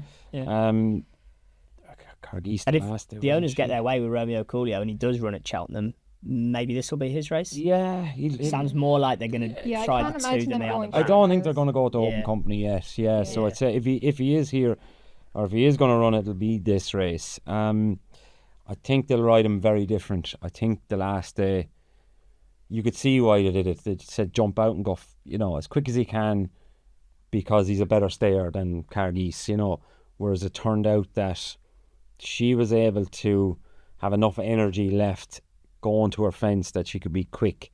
Whereas when he was getting to his fence, he couldn't quicken anymore. He'd never run on the ground before. No, but he was going so fast that he couldn't shorten quick enough either. And yet I give him great credit, because the 2 races he won, he was out of his comfort zone for both of them and still managed to battle back. And I don't think he did that over hurdles. I think fencing is really, really his goal here. So if he does run it, I don't see him getting involved early with the speed. I think he lets them off and tries to pick up the pieces. And if they do go too quick, he will pick up the pieces. But I think Cargis the last day ran brilliant. I thought it was a really good run. Yeah. But look, Kopek the board at 11-4. I'd have no bet on him. I'd love if he goes out and absolutely wings round and we see the superstar again. Romeo Coolio, I think, would make a nice race of it. Lulumba can't have him at 13-8. I think there's too many question marks. I think the Lamba and Romeo Coolio are quite similar. I think they're both horses you could see, in a Gold Cup down. Yeah, I think they're Gold Cup horses, and I think they're classy. But if for Lulumba to be 13-8, he want to be a lot better than Kopek the board, and I don't think he is. I don't think he's as good as Kopek the board. It's just that he has the runs under his belt. Yeah, I suppose you could trust Willie will get him there I think Western Warhorse did it a few years ago. That's one of my nearest. Just trying to ruin. And of course, you're back on the age when he bombs like after doing all man. And he's just the speedy 2-miler in the race, whereas the other two, they might end up over further. The non-run no bet thing, Emma, what people do not understand what non-run no bet is, if there's a 1-4 favourite in the race and the 1-4 favourite doesn't run, there's no rule 4. So there's a massive chance some of those horses in the Supreme, we're always surprised a week before Cheltenham, all of a sudden horses drop out. This race, you can't be confident Kopek the board is definitely going to run. Like he said, he's had 1 run this season. He bombed a Punchestown last year as well. And there was definitely sort of what's going on before Lepstone. Why aren't we hearing anything? And Lulamba for me, I would be market heard. Exactly. And the market isn't far off. Lulamba for me and Romeo Coolio, each way are the plays here. So if Romeo Coolio doesn't run, that's fine. You get your money back. Lulamba is an absolute machine, and I think Paddy's spot on. He's very intelligent. This horse, he kind of is just like going through the motions in his races. I love the engine he has for a horse who you watch his 2 jumps to last year's start the race, like he's spinning a mile in the air here, like then he just gets going. And I can't have Kopek de Boers 2-1. Given he's taken on Lulamba, he's won once this year and he flopped in his previous race. Like it's a terrible prep for an Arkle to be running in one race. Like doesn't matter who trains you. That's not a prep for an Arkle. Full stop. And we saw last year Majborough was 2-5 and he couldn't jump around on the back of his prep. I can't have Kopek de Boers at all in this. If he runs. Yeah. You know how we have that great racing cliche of if this horse was trained by Willie Mullins, he'd be X price. You think if Kopek de Boer wasn't trained by Willie Mullins, he'd be a far bigger price. Because everybody just thinks Willie can do it, Willie can get in there without a run. He's so good at doing it. But if somebody else trained this horse, there'd be more people saying, just have Lulamba in the back of my head from last year. Bang there in the Triumph. Everything went right for him. He got to got there at the last, went by the other horse and then just didn't. He made hard work of trying to get by average horses in Cheltenham. Now, maybe if they ride him differently, maybe, but like Nico had the gun to his head a long way out last year because he was the best horse in the race. So, you do the right thing, you try and take chance out of it. But, I don't know. It's a great race. It's a really good race. Like spectacular. It's just spectacular. Yeah, it's like you can make a case for something. To be honest, I wouldn't be sure Romeo Coolio would go for it, to be fair. Going on Gordon's he doesn't want to. He doesn't want to be there. Yeah, like he was saying, I think another hard race wouldn't be the best for the horse. He's another horse in the Ben Pauling school. He did himself no favours with that run at Leopardstown in terms of Cheltenham. That was a very, very tough race. He was absolutely out on his feet after the last, and it's not like he had an easy race for Christmas either. Yeah, look, to be honest, I don't know who I'd be backing at the moment. Kopek de Boer, like he won't be any shorter on the day, surely. Surely not. Surely not. I think so. I back Cargay's anti-post. She was my one at the start of the year. She's 5-1 now. She's probably still not the worst price there, but we'll move on as the Brown Advisory. And this is another really interesting one. And I think it's interesting that Final Man holds his place at the top of the market here, despite being really disappointing at Leopardstown. Yeah, he's a horse who's kind of been hailed. He's the latest second coming, if you like. He was everyone was saying he was going to be the leading novice chaser this season. And even before his defeat last time around, even when he won at Limerick the time before, it wasn't like a knock your socks off performance. And obviously got turned over by Kay Dothie last time around. He's a huge loser in the book, but just because he had this massive reputation, he's in all the kind of multiples, etc. So we were kind of 6-1 into even money before the DRF. But yeah, I've not been convinced him the last twice, even before the defeat. The horse I really liked in the race, and have kind of liked as a long-term project all season, is Wendigo. He was, I think, 5th in the Albert Bartlett last season, but I kind of marked him down as one that would make a splash in a Grade 1 novice chase this term. He hasn't been tested at Grade 1 level as of yet, but he won his Grade 2 nicely. He's got form from earlier on in the season with Wade out, which has worked out fine. I think that's solid. He got beat by Kitsbull on Kempton in a very impressive performance in the Quarto Star on Boxing Day. Kitsbull's subsequently been beaten, although he didn't complete that day at Sandown, did he? But yeah, for me, Wendigo has kind of been a sort of long-term fancy for this race. I think the horse is still sort of 6-1, and now that Final Demand looks beatable, as he has done on his last 2 starts, I think Wendigo will go really close in this. And we've had another kind of major move in the race, which is Oscar's brother, who's 40-1 into 12-1. Now, you guys will know this better than me. Connor Ring, does he train just two horses? Connor King.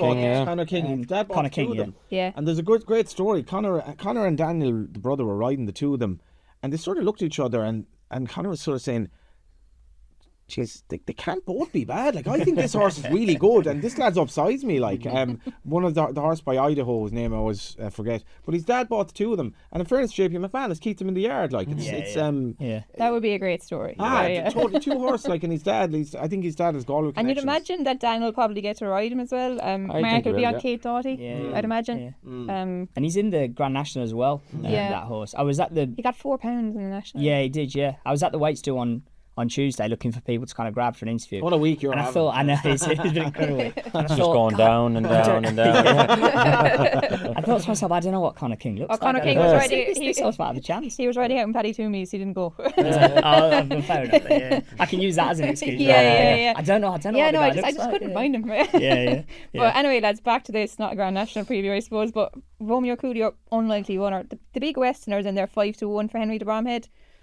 She was good winner at Limerick last time. She has to be a contender, I suppose, if she heads here. Yeah, like I do think she'll run this race. And last year she was probably a little bit unlucky in that Bartlett. For me, probably more effective on test and ground.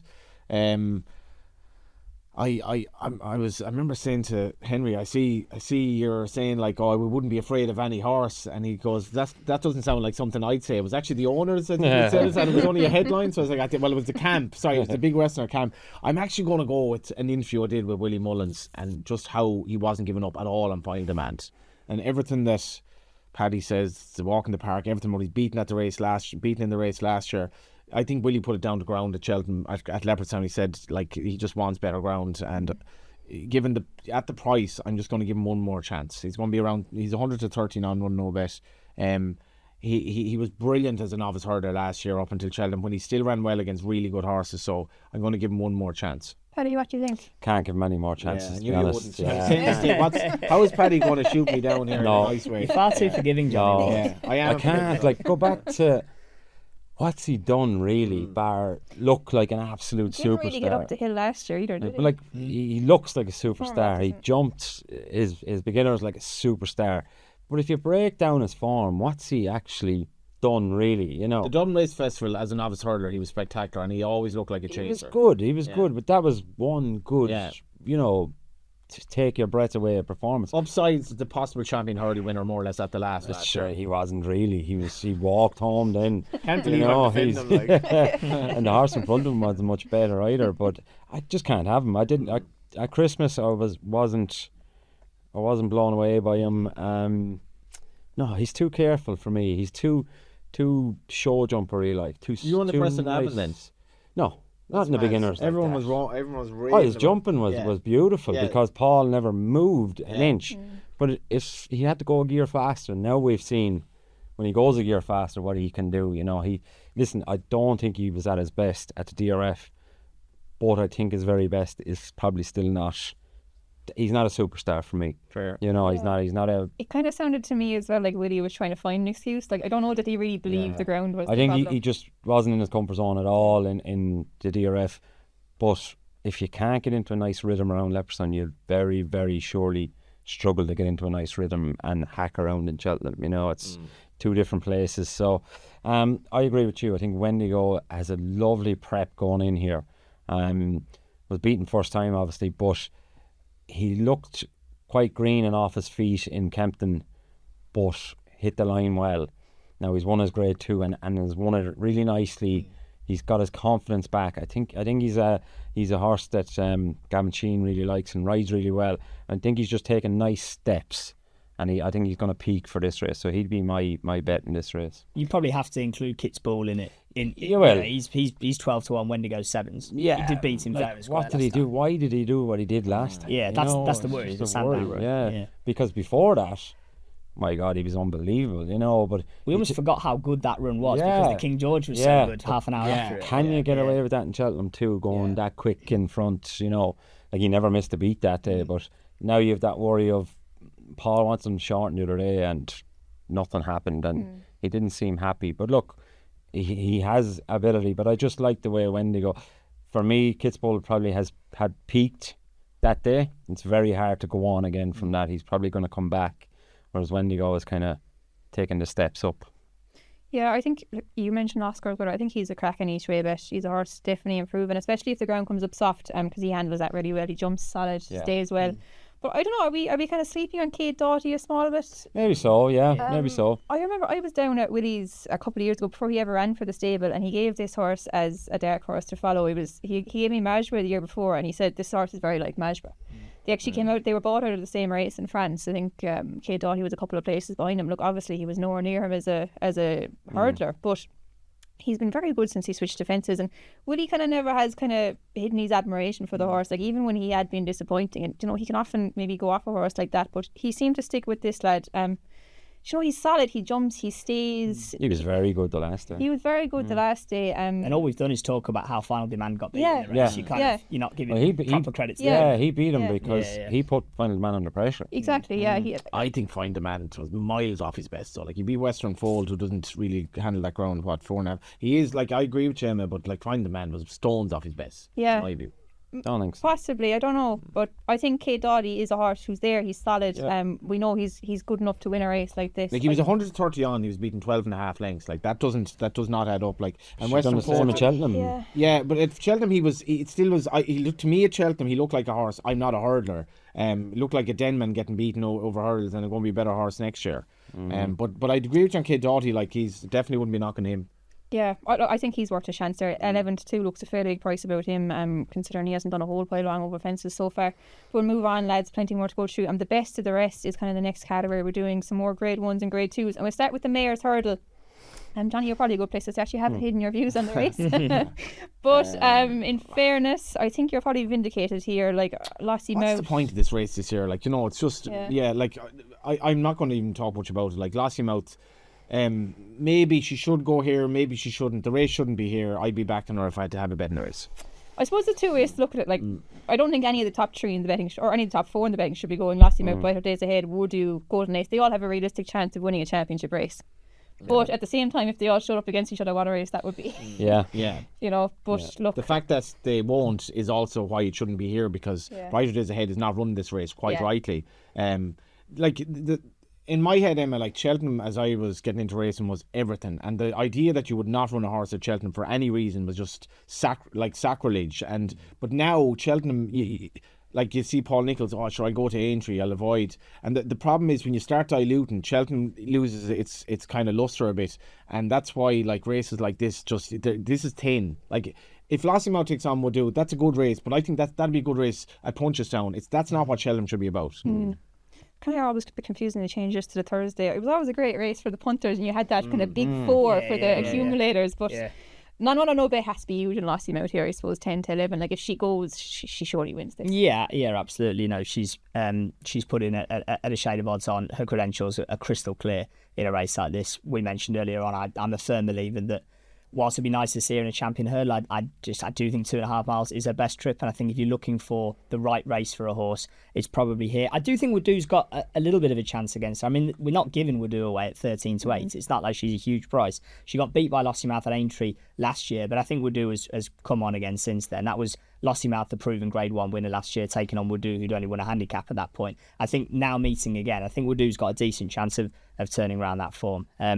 She's a smart horse. But yeah, I suppose to Johnny's point, I think you either make this race maybe a Grade 2 and keep it at the festival, and then if you want to go for the Grade 1, you go for the Grade 1, or keep it as a Grade 1. And they have a meeting at Cheltenham, don't they, where they have all the Mares finals anyway, all the Mares series finals. Stick it on that card and have it as a whole Mares sort of thing.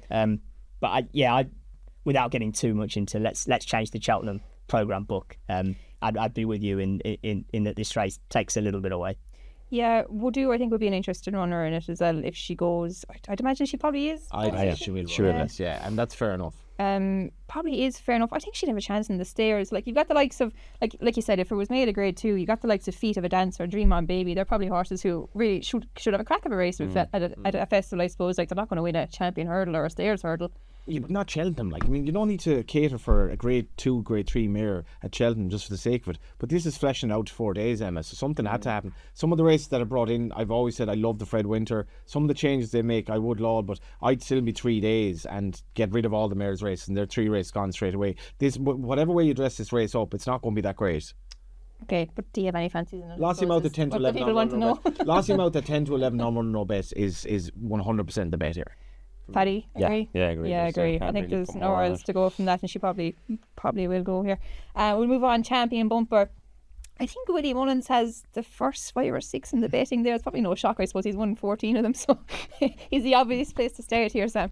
Yeah, it's always an interesting race to lay the Champion Bumper, because what we tend to do, and the Triumph is similar in this regard actually, you lay a load of horses in the autumn and just kind of cross your fingers and hope that most of them are no good and that they fall by the wayside. People want to be on at fancy prices, but we're dealing in the unknown, really. Love Sign Dunhu's the favourite, probably has done more than any other horse in this division so far, so I think that's probably a worthy favourite. This is a market though that'll kind of crystallise on the day. There'll be moves on the day. It'll sort of sort itself out the closer you get to race time. I think this is a good race. Probably to mention the best odds guarantee concession that you're going to get through the course of the week from 8 a.m. daily UK and Irish racing. You get that anyway, but particularly with a race like this, because there's going to be movers on the day and there's going to be drifters as well, and there's a chance that the horse you're on in the morning is going to drift as punters latch on to and follow the money for, because this is a race probably more than any other of the week where people want to see where the money's going on the day.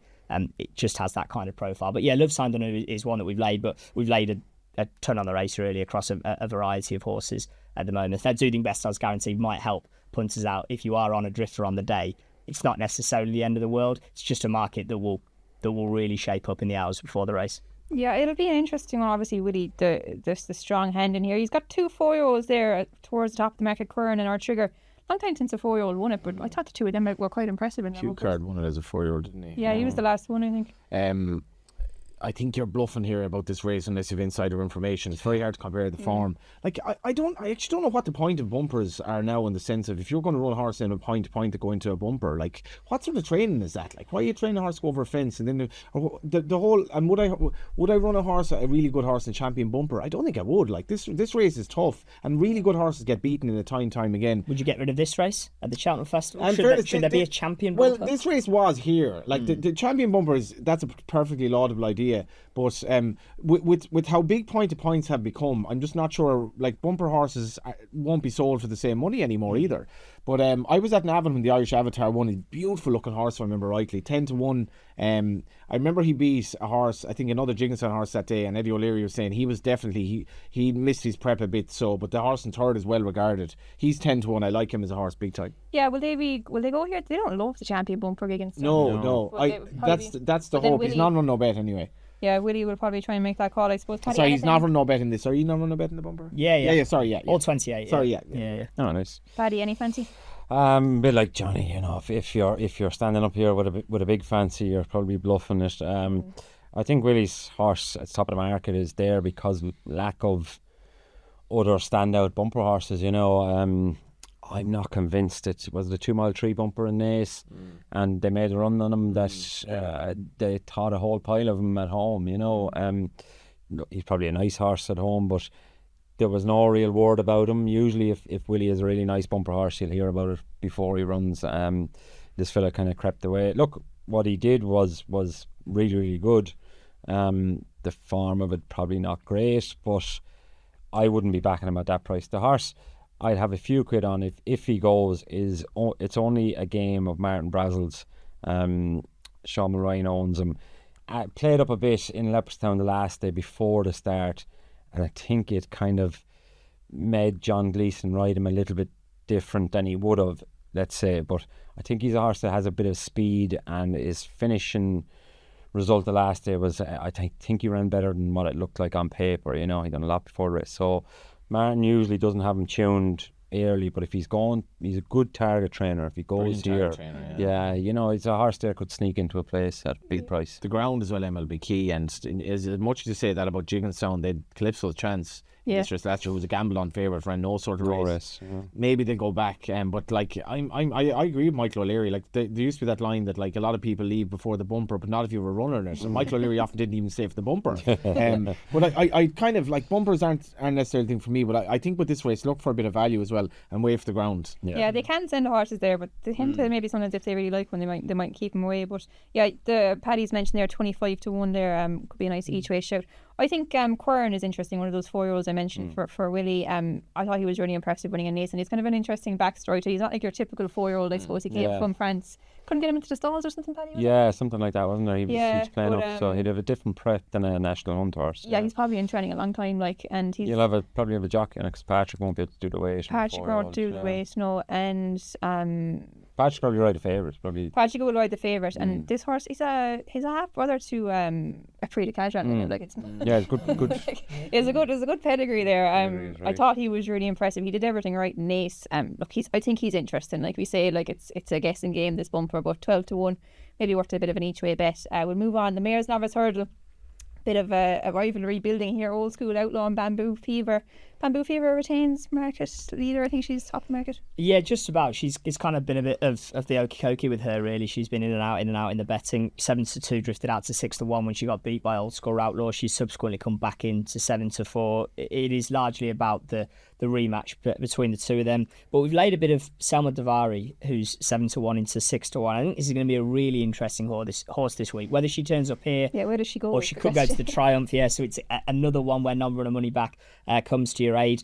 I thought she ran a great race behind Narciso has in the Triumph, who obviously is, looked the outstanding juvenile for many this year. He's the favourite for that race. I think she'd have a decent chance of turning the form around with him if she ran in the Triumph. I think they'll ride her a little bit closer to the pace, I think, than they did last time around behind Narciso has. So she's a very interesting horse either for this race or for the Triumph. As I say, she's 7s into 6s for the Mares Novice.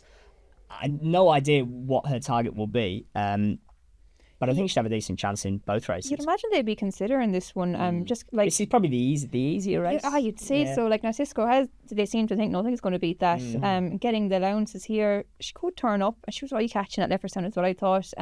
Paddy Bambino Fever, likely, or she's not. She is still in the Supreme, or did they take her out? But she's going here anyway. I think it looks like she's going here. I wish she was in the Supreme because I really, really like this mare, and her form is. It just keeps getting better and better. There's horses there 10th, 11th, 12th, I think, winning races that was behind her, heads up one the other day as well for McConnell. He was second to her. Old School Outlaw was very good the last day. She was, Mark Walsh was riding, he'd win on anything really at the time, but she just caught my eye a lot. And she's probably after making this race a good race now, and a bit of competition, but I still think Bambino Fever, Willie's horses weren't running well when she ran in Nace. She looked like she was going to come and win. The other filly out-battled her late. Very little between them. And I don't know, I just always liked Bambino Fever. I thought she would be a supreme horse. But that Selma Davari, you can ride horses to run like that, And to the eye, you think, Jesus, if you put them closer in the race, how much closer they're going to finish. There's a point in a race where you're, say, 6 lengths off the speed. It mightn't feel like a whole pile, but if you've ever watched the Tour de France, when they're grouped and the boys are at the back and they're not pedalling, and the boys in front of them are pedalling, there's a science in it. You know what I mean? And a horse race is the very, very same. If you ride a horse like that, why is the horse out in front? Why does the horse in front shorten in the betting then?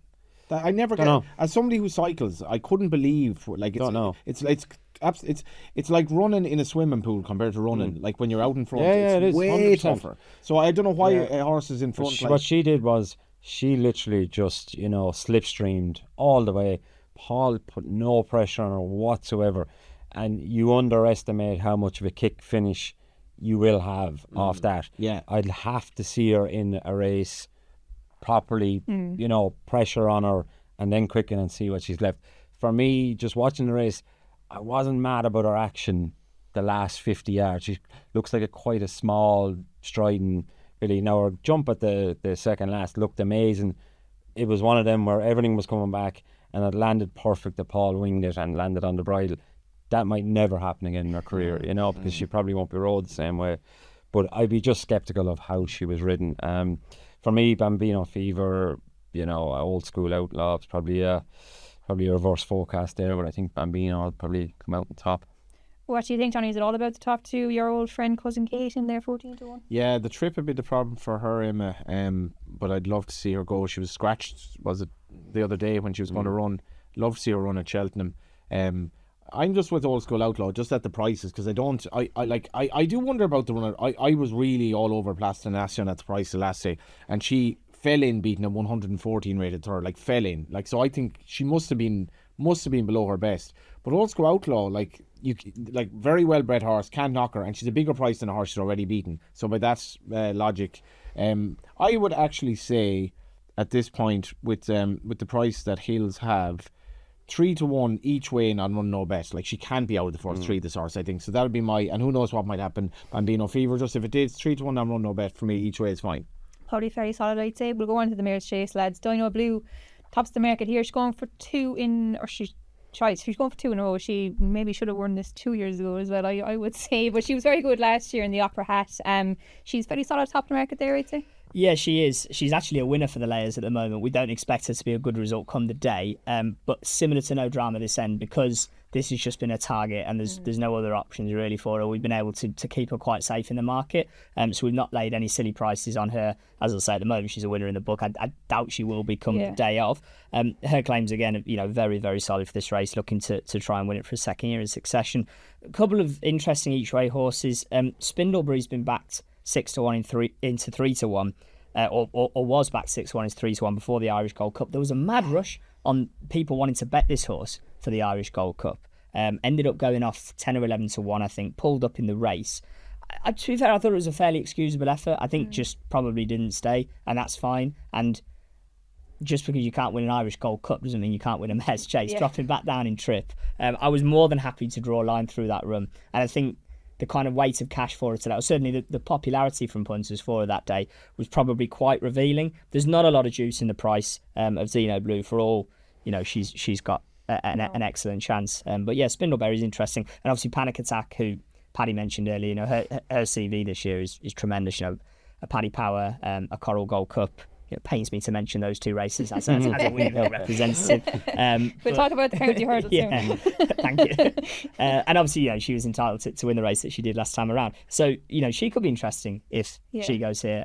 Dan Skelton chasing the Trainers' Championship, of course, hoping to fend off William Mullins. It might be that he prefers this to try and kind of guarantee some prize money rather than rolling the dice in a deeper race. So she'd be interesting as well. Laid a bit of Diva Luna 10s into 8s, but yeah, Dino Blue, a worthy favourite. But I do like Spindlebury, and I thought it was very revealing how they backed her last time. Yeah, she's probably one that'll be shown into all those kind of short price accums. There's plenty of each way ones here, though, Paddy. You could give a chance to the likes of Carla Conti, a July Flower, Only by Night. Last year's Arkle second could show up here. Yeah, look, I was really happy with Dino Blue the last day in Naas, because I was a little bit worried going into it that her jumping hadn't been great this year. She was always a cracking jumper, but her first run in Navan, she was really poor. She had done well to stand up down the back, and then the run after it at the last, again, she fired herself at it, but still won. But yeah, and I think the Mark Walter, when he got offered last, it was really, really, keen on her that she didn't like the ground in Naas, and she'll get her nice ground in Cheltenham, and she should be hard to beat. Spindleberry, like you, even on the TV for the Irish Gold Cup, Ruby was nearly tipping her, that he'd ride her in it, and Davy Russell was the same. He was kind of saying keep her on your side, but her CV up to that was really good. It was a real positive sort of, she's a bit of a globetrotter. She was here, there, and everywhere, but she was winning, and she was keeping the Mullins train ticking over, really. So you have to give her respect, really. Panic Attack, like I said earlier on, wherever she goes, you get a mare like that that's just having one of them seasons, the sky's the limit for her, So it was a good point that, the guys are going for the Trainers' Championship, and prize money is prize money at the end of the day, whereas that's got to be his priority now, Dan Skelton. I think he's so desperate to win it. He'd lose sleep over it again, if he didn't win it. To be fair to him, he's done a great job this year. Really, I like his July Flowers. I thought she was brilliant in Cheltenham the last day. Has other options, but but if she goes, Henry said she's going to go here in a recent stage. Yeah, she's a cracking mare. She's brave as a lion, her fences. Back in Mayor's company. Company. She's still a novice as well. So she could go for an Arkle. She could go for an Arkle and that, but I'd say she'll go here 10-1. Look, I think the mare that's favourite, Dino Blue, has been there, done it, is solid. July Flowers, a novice coming through, but a good, brave little mare that always runs a race, and she could be a little bit of value. Yeah, Henry's will be peaking around that time as well. He always shows up a few winners there. Johnny, thoughts in Mares Chase? 40-1 bioluminescence. Same as myself. I love it. Just, Gavin won the race 2 years ago for the owner, and may not run here, but why not? And not a bad run the last year. She might be coming to hand. Still has an awful lot. I just feel, I remember backing her to beat Spindleberry at Fairy House, but this time last year, and she was so weak in the market. I kind of knew my fate before the race. She has been disappointing since then. She was 9-1 in an Irish National. She's still, I just feel that She's only 8. I still haven't lost entire faith in her. 40-1 on run no bet. Yeah, I agree. I'm the same train as that. I thought her run the last day actually wasn't too bad. Yeah. Like she wasn't going to beat Dino Blue, but if she jumped a bit better at the last two fences, she would have been an awful lot closer. Yeah. I think she was there for a long time, and like you said, she could be just coming right at the right time. She was a big anti-post loser in our book for this race last year, by the way. She ended up missing the festival. She went to Aintree, but she was kind of There you go. the big talking horse for this race a year ago. Yeah, and I was thinking the day at Ferryhouse when she was so weak in the market in Spindlebury, she must be a little bit undercooked with the view. And the ride Mark Walsh gave her, like, she wasn't spared in the race, but she must have been undercooked to be that price on the back of her run behind Dancing City, and then she was fancied at Cheltenham. So I'm with you, Emma. There, there's 40-1 each way, and I'm run no bet. Like, what's not to like? Yeah, there's just something about her. You just don't feel like you've seen the best. Yeah, of her quite yet. exactly. So she's definitely worth a bit of a chance. Small stakes at a big price. We'll move on, lads. The Triumph Hurdle. Is there any point talking about anyone else? Narciso has. I've laid my brother in. Oh, Johnny's in trouble with this one. I've laid a mate of mine, shall we say. I've laid a mate of mine. It was just a bet. I was like, I'll just take the bet. And I don't know. I'm kind of clutching at straws here. I can kind of get out for like a.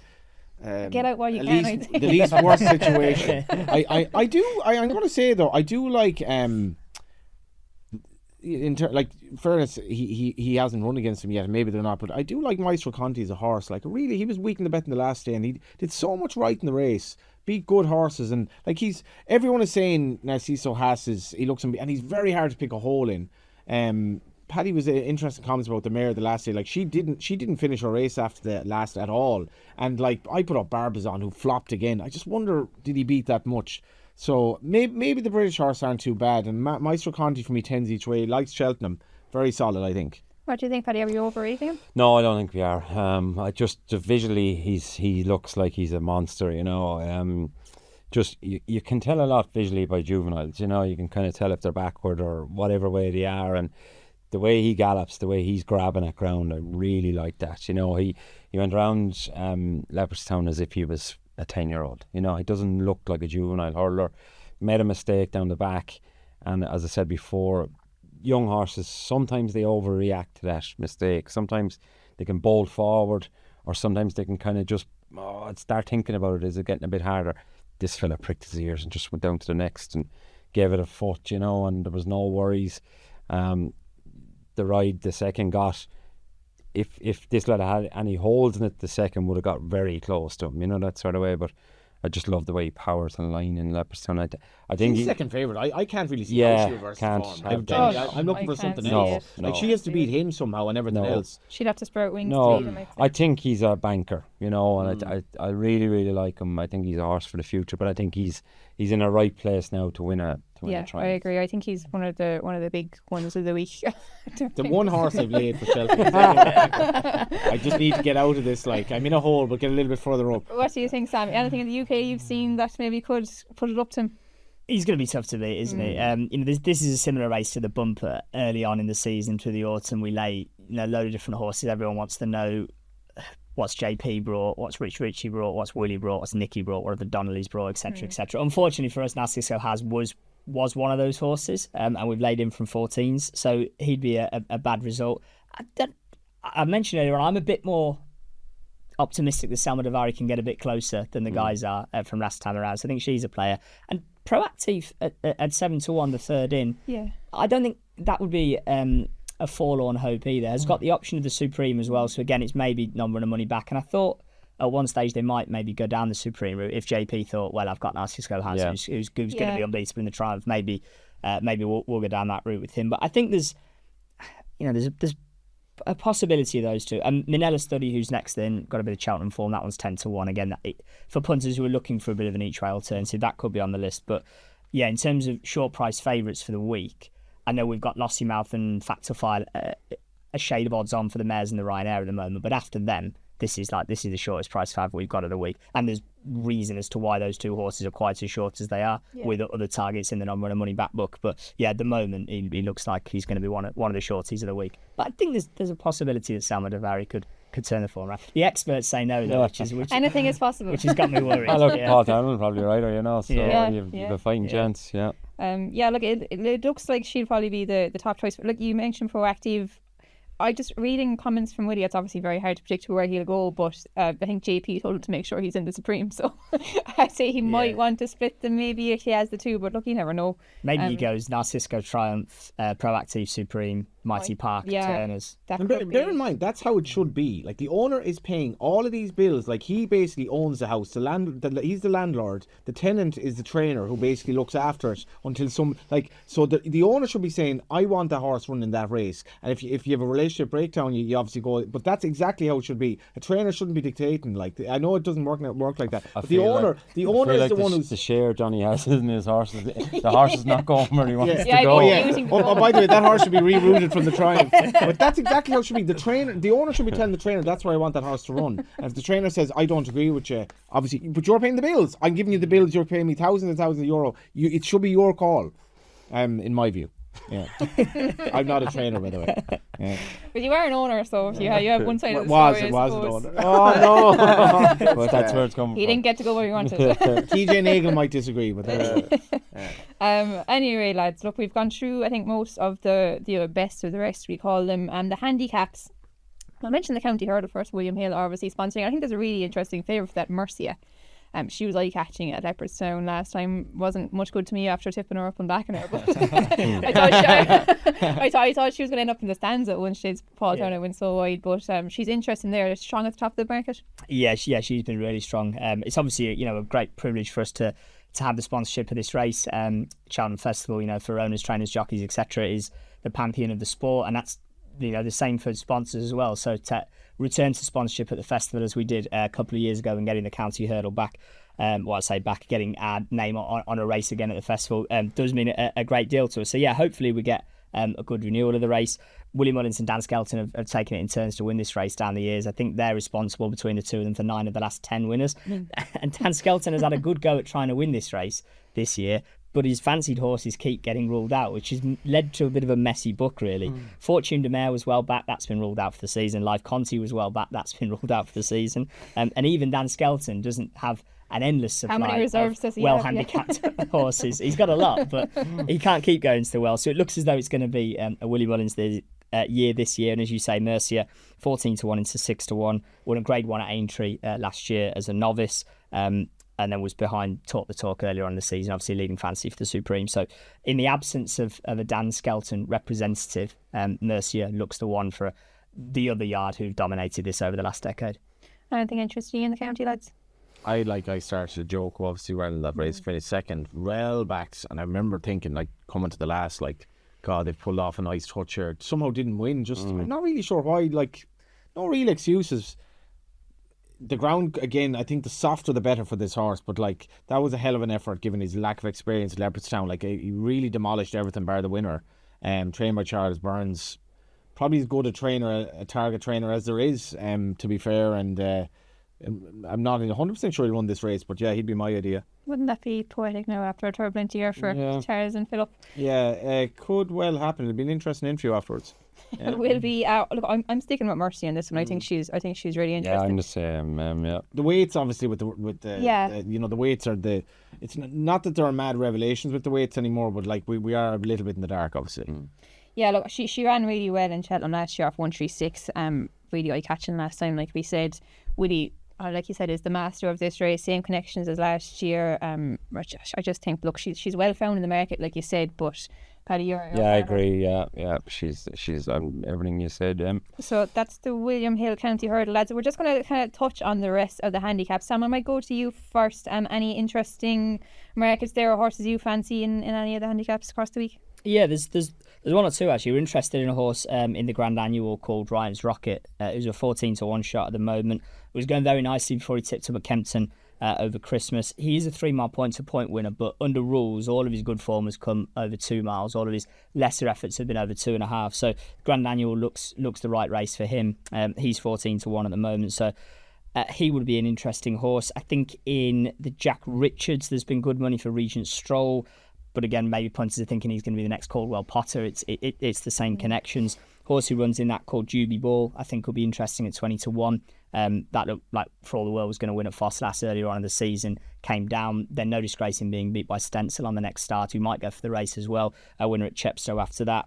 And I think with each way extra on these races. Obviously, you've got the non-runner money back concession for a lot of them, but come the day, with these big fields, William Hill are going to be paying up to 8 places each way extra. With a horse like this, who hasn't got any other targets, not entered in anything else, and is probably not going to shorten significantly between now and then. That's always the worry. That's why you want to lock in the price, right? But I think there are going to be a few kind of 14, 16, 18, 20 to 1 horses right now that you might just want to wait, keep your powder dry, because when you're getting, 8 places up to on the day, you're still probably going to get a double figure of price about this horse going 6, 7 or 8 Juby Ball. So I think that one's really interesting in the Jack Richards. And maybe one horse, if punters want to stick it to the bookmakers like they always do, in the Pertemps, Supremely West is a huge liability for us, for that man again, Dan Skelton. 7 to 1 at the moment, hasn't won as of yet for the Dan Skelton yard, but it'd be no surprise if he's pulling off a plot again. And our traders are a little bit doom and gloom, but when I spoke to them about this horse, they said we need Supremely West to get beat, otherwise Thursday's going to be a bad day. I thought, we're still like 3 weeks out from the festival. The whole day hinges on a handicap. But he's a big loser in the book at the moment, Supremely West. So if punters want to, he's one of those trainers though. Like if you see him laying out one, you have to be wary. Like you kind of want to get involved. They're good at it. Yeah. The other horse in that race, actually, for another wily trainer, a name that sends shivers down the spines of bookmakers, Emmett Mullins has got a horse called Melbourne Shamrock. Now that might be one to bet now, because he's in the final qualifier. I think it's at Nace on Sunday for the Pertemps. He's 14 to 1 at the moment.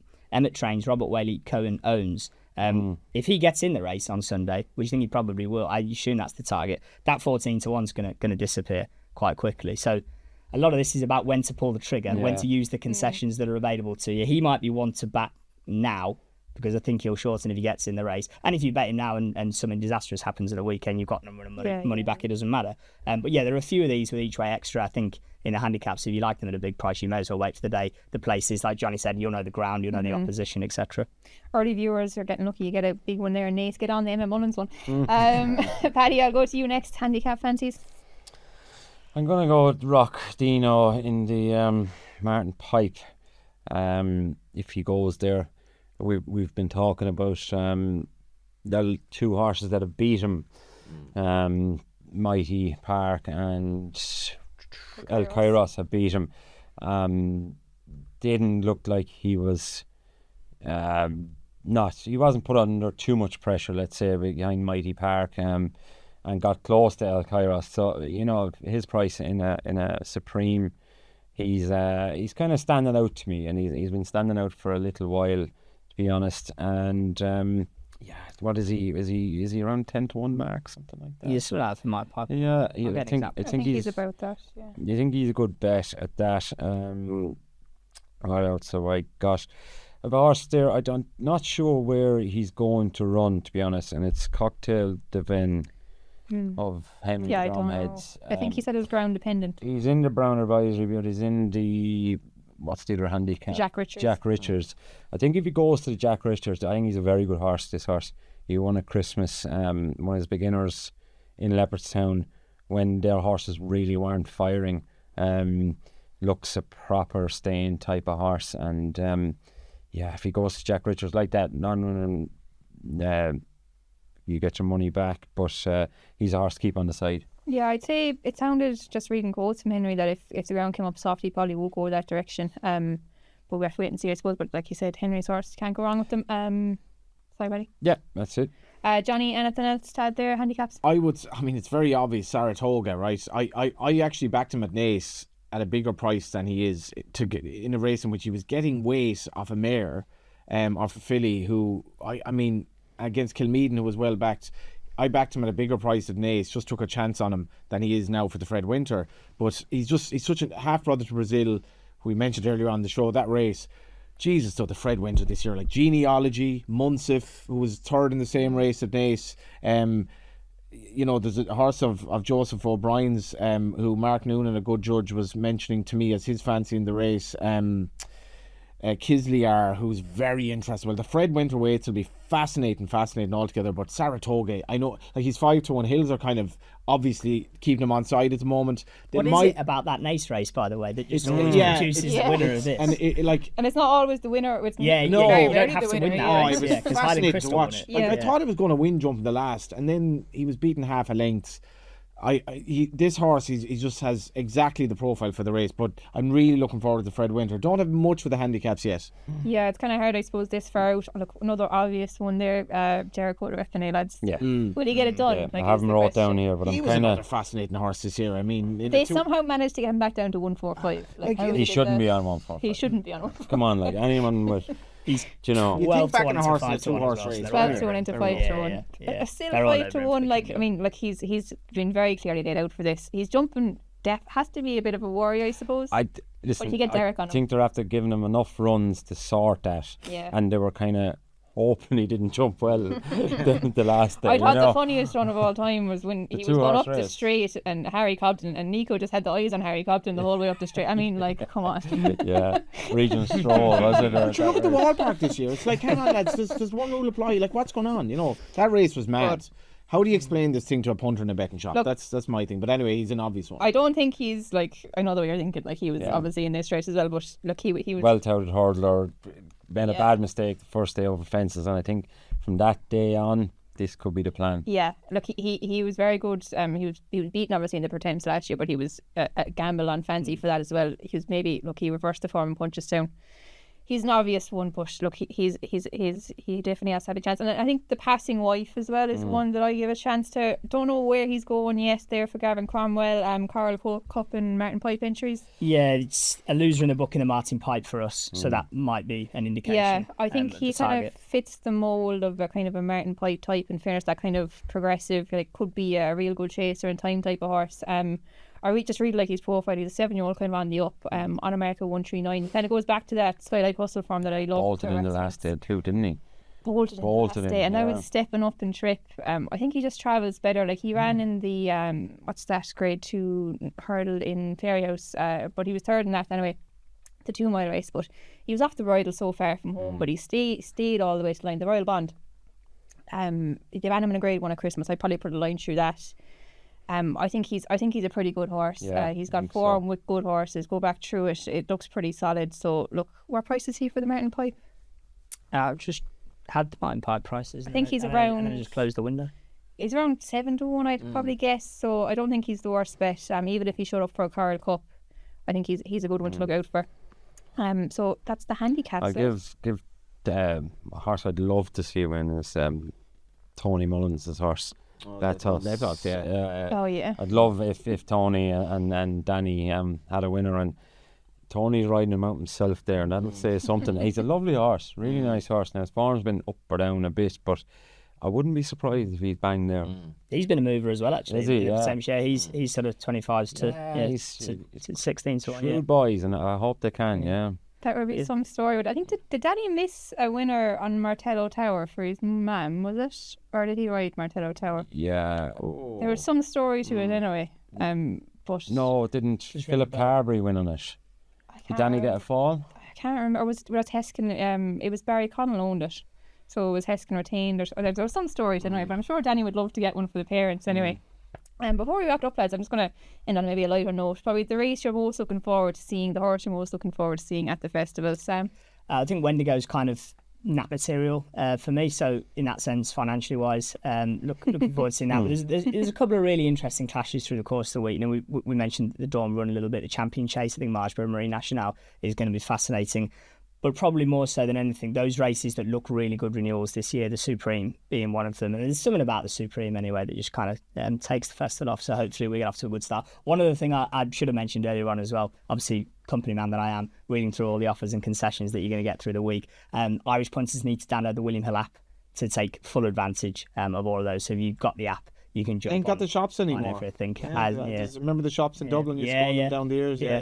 But if you get the app, you'll get all the good stuff. But yeah, I'm looking forward to what I think is going to be a vintage renewal of the Supreme, Wendigo, the Nap, and there's a couple of nice clashes through the course of the week. Very good. I should have said naps first, Paddy. I'll go for nap, and then the horse you're most looking forward to seeing, maybe outside of a betting perspective, even. I think Majbra is the nap. I think he's just too good for them, and I think off the back of the last day in Leopardstown, he's just going to grow in confidence. The race, I'll give 2 because the Supreme feels like when I started riding, that buzz you were getting, 100%. Yeah. the roar of the crowd. If the Irish can kick it off, we're going to have a great time.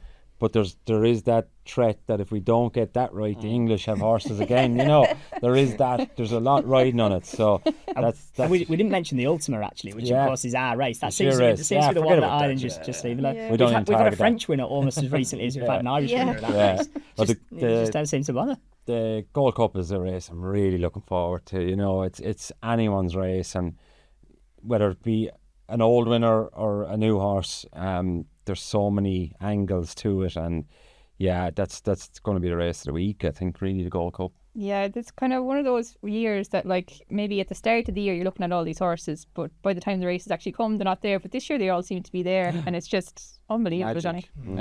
Yeah, I might give Amsterdam 2020 each way as the nap. Why not, for a bit of crack? And the Supreme is the race I'm looking forward to most. Exactly what Paddy said. The buzz will be back. Like, it's pity maybe Mighty Park won't go on it, but pretty much that race has everything. And it's great that the buzz is back. Like, Cheltenham was in a risky regression, really was. Like, you know, and crowds down, especially on the Wednesday and the Thursday. Well, I think last year we were whinging about prices, and yeah, we haven't mentioned the price of a pint. Yeah, Do you know, and that just shows you. 100%, and it's pretty dear in Dublin, by the way. I mean, if Sam is going for a pint today, even the barman telling me it's like Guinness is actually too dear. Like, I wouldn't be buying it. And Cheltenham, I give Cheltenham some credit. I think it's really hard to protect. Cheltenham nothing to do with the price of accommodation, and 4 days as an ordeal. Even if you're drinking or not drinking, 4 days is a long day to go to a festival. So you can see why the crowds are down. The buzz is back though.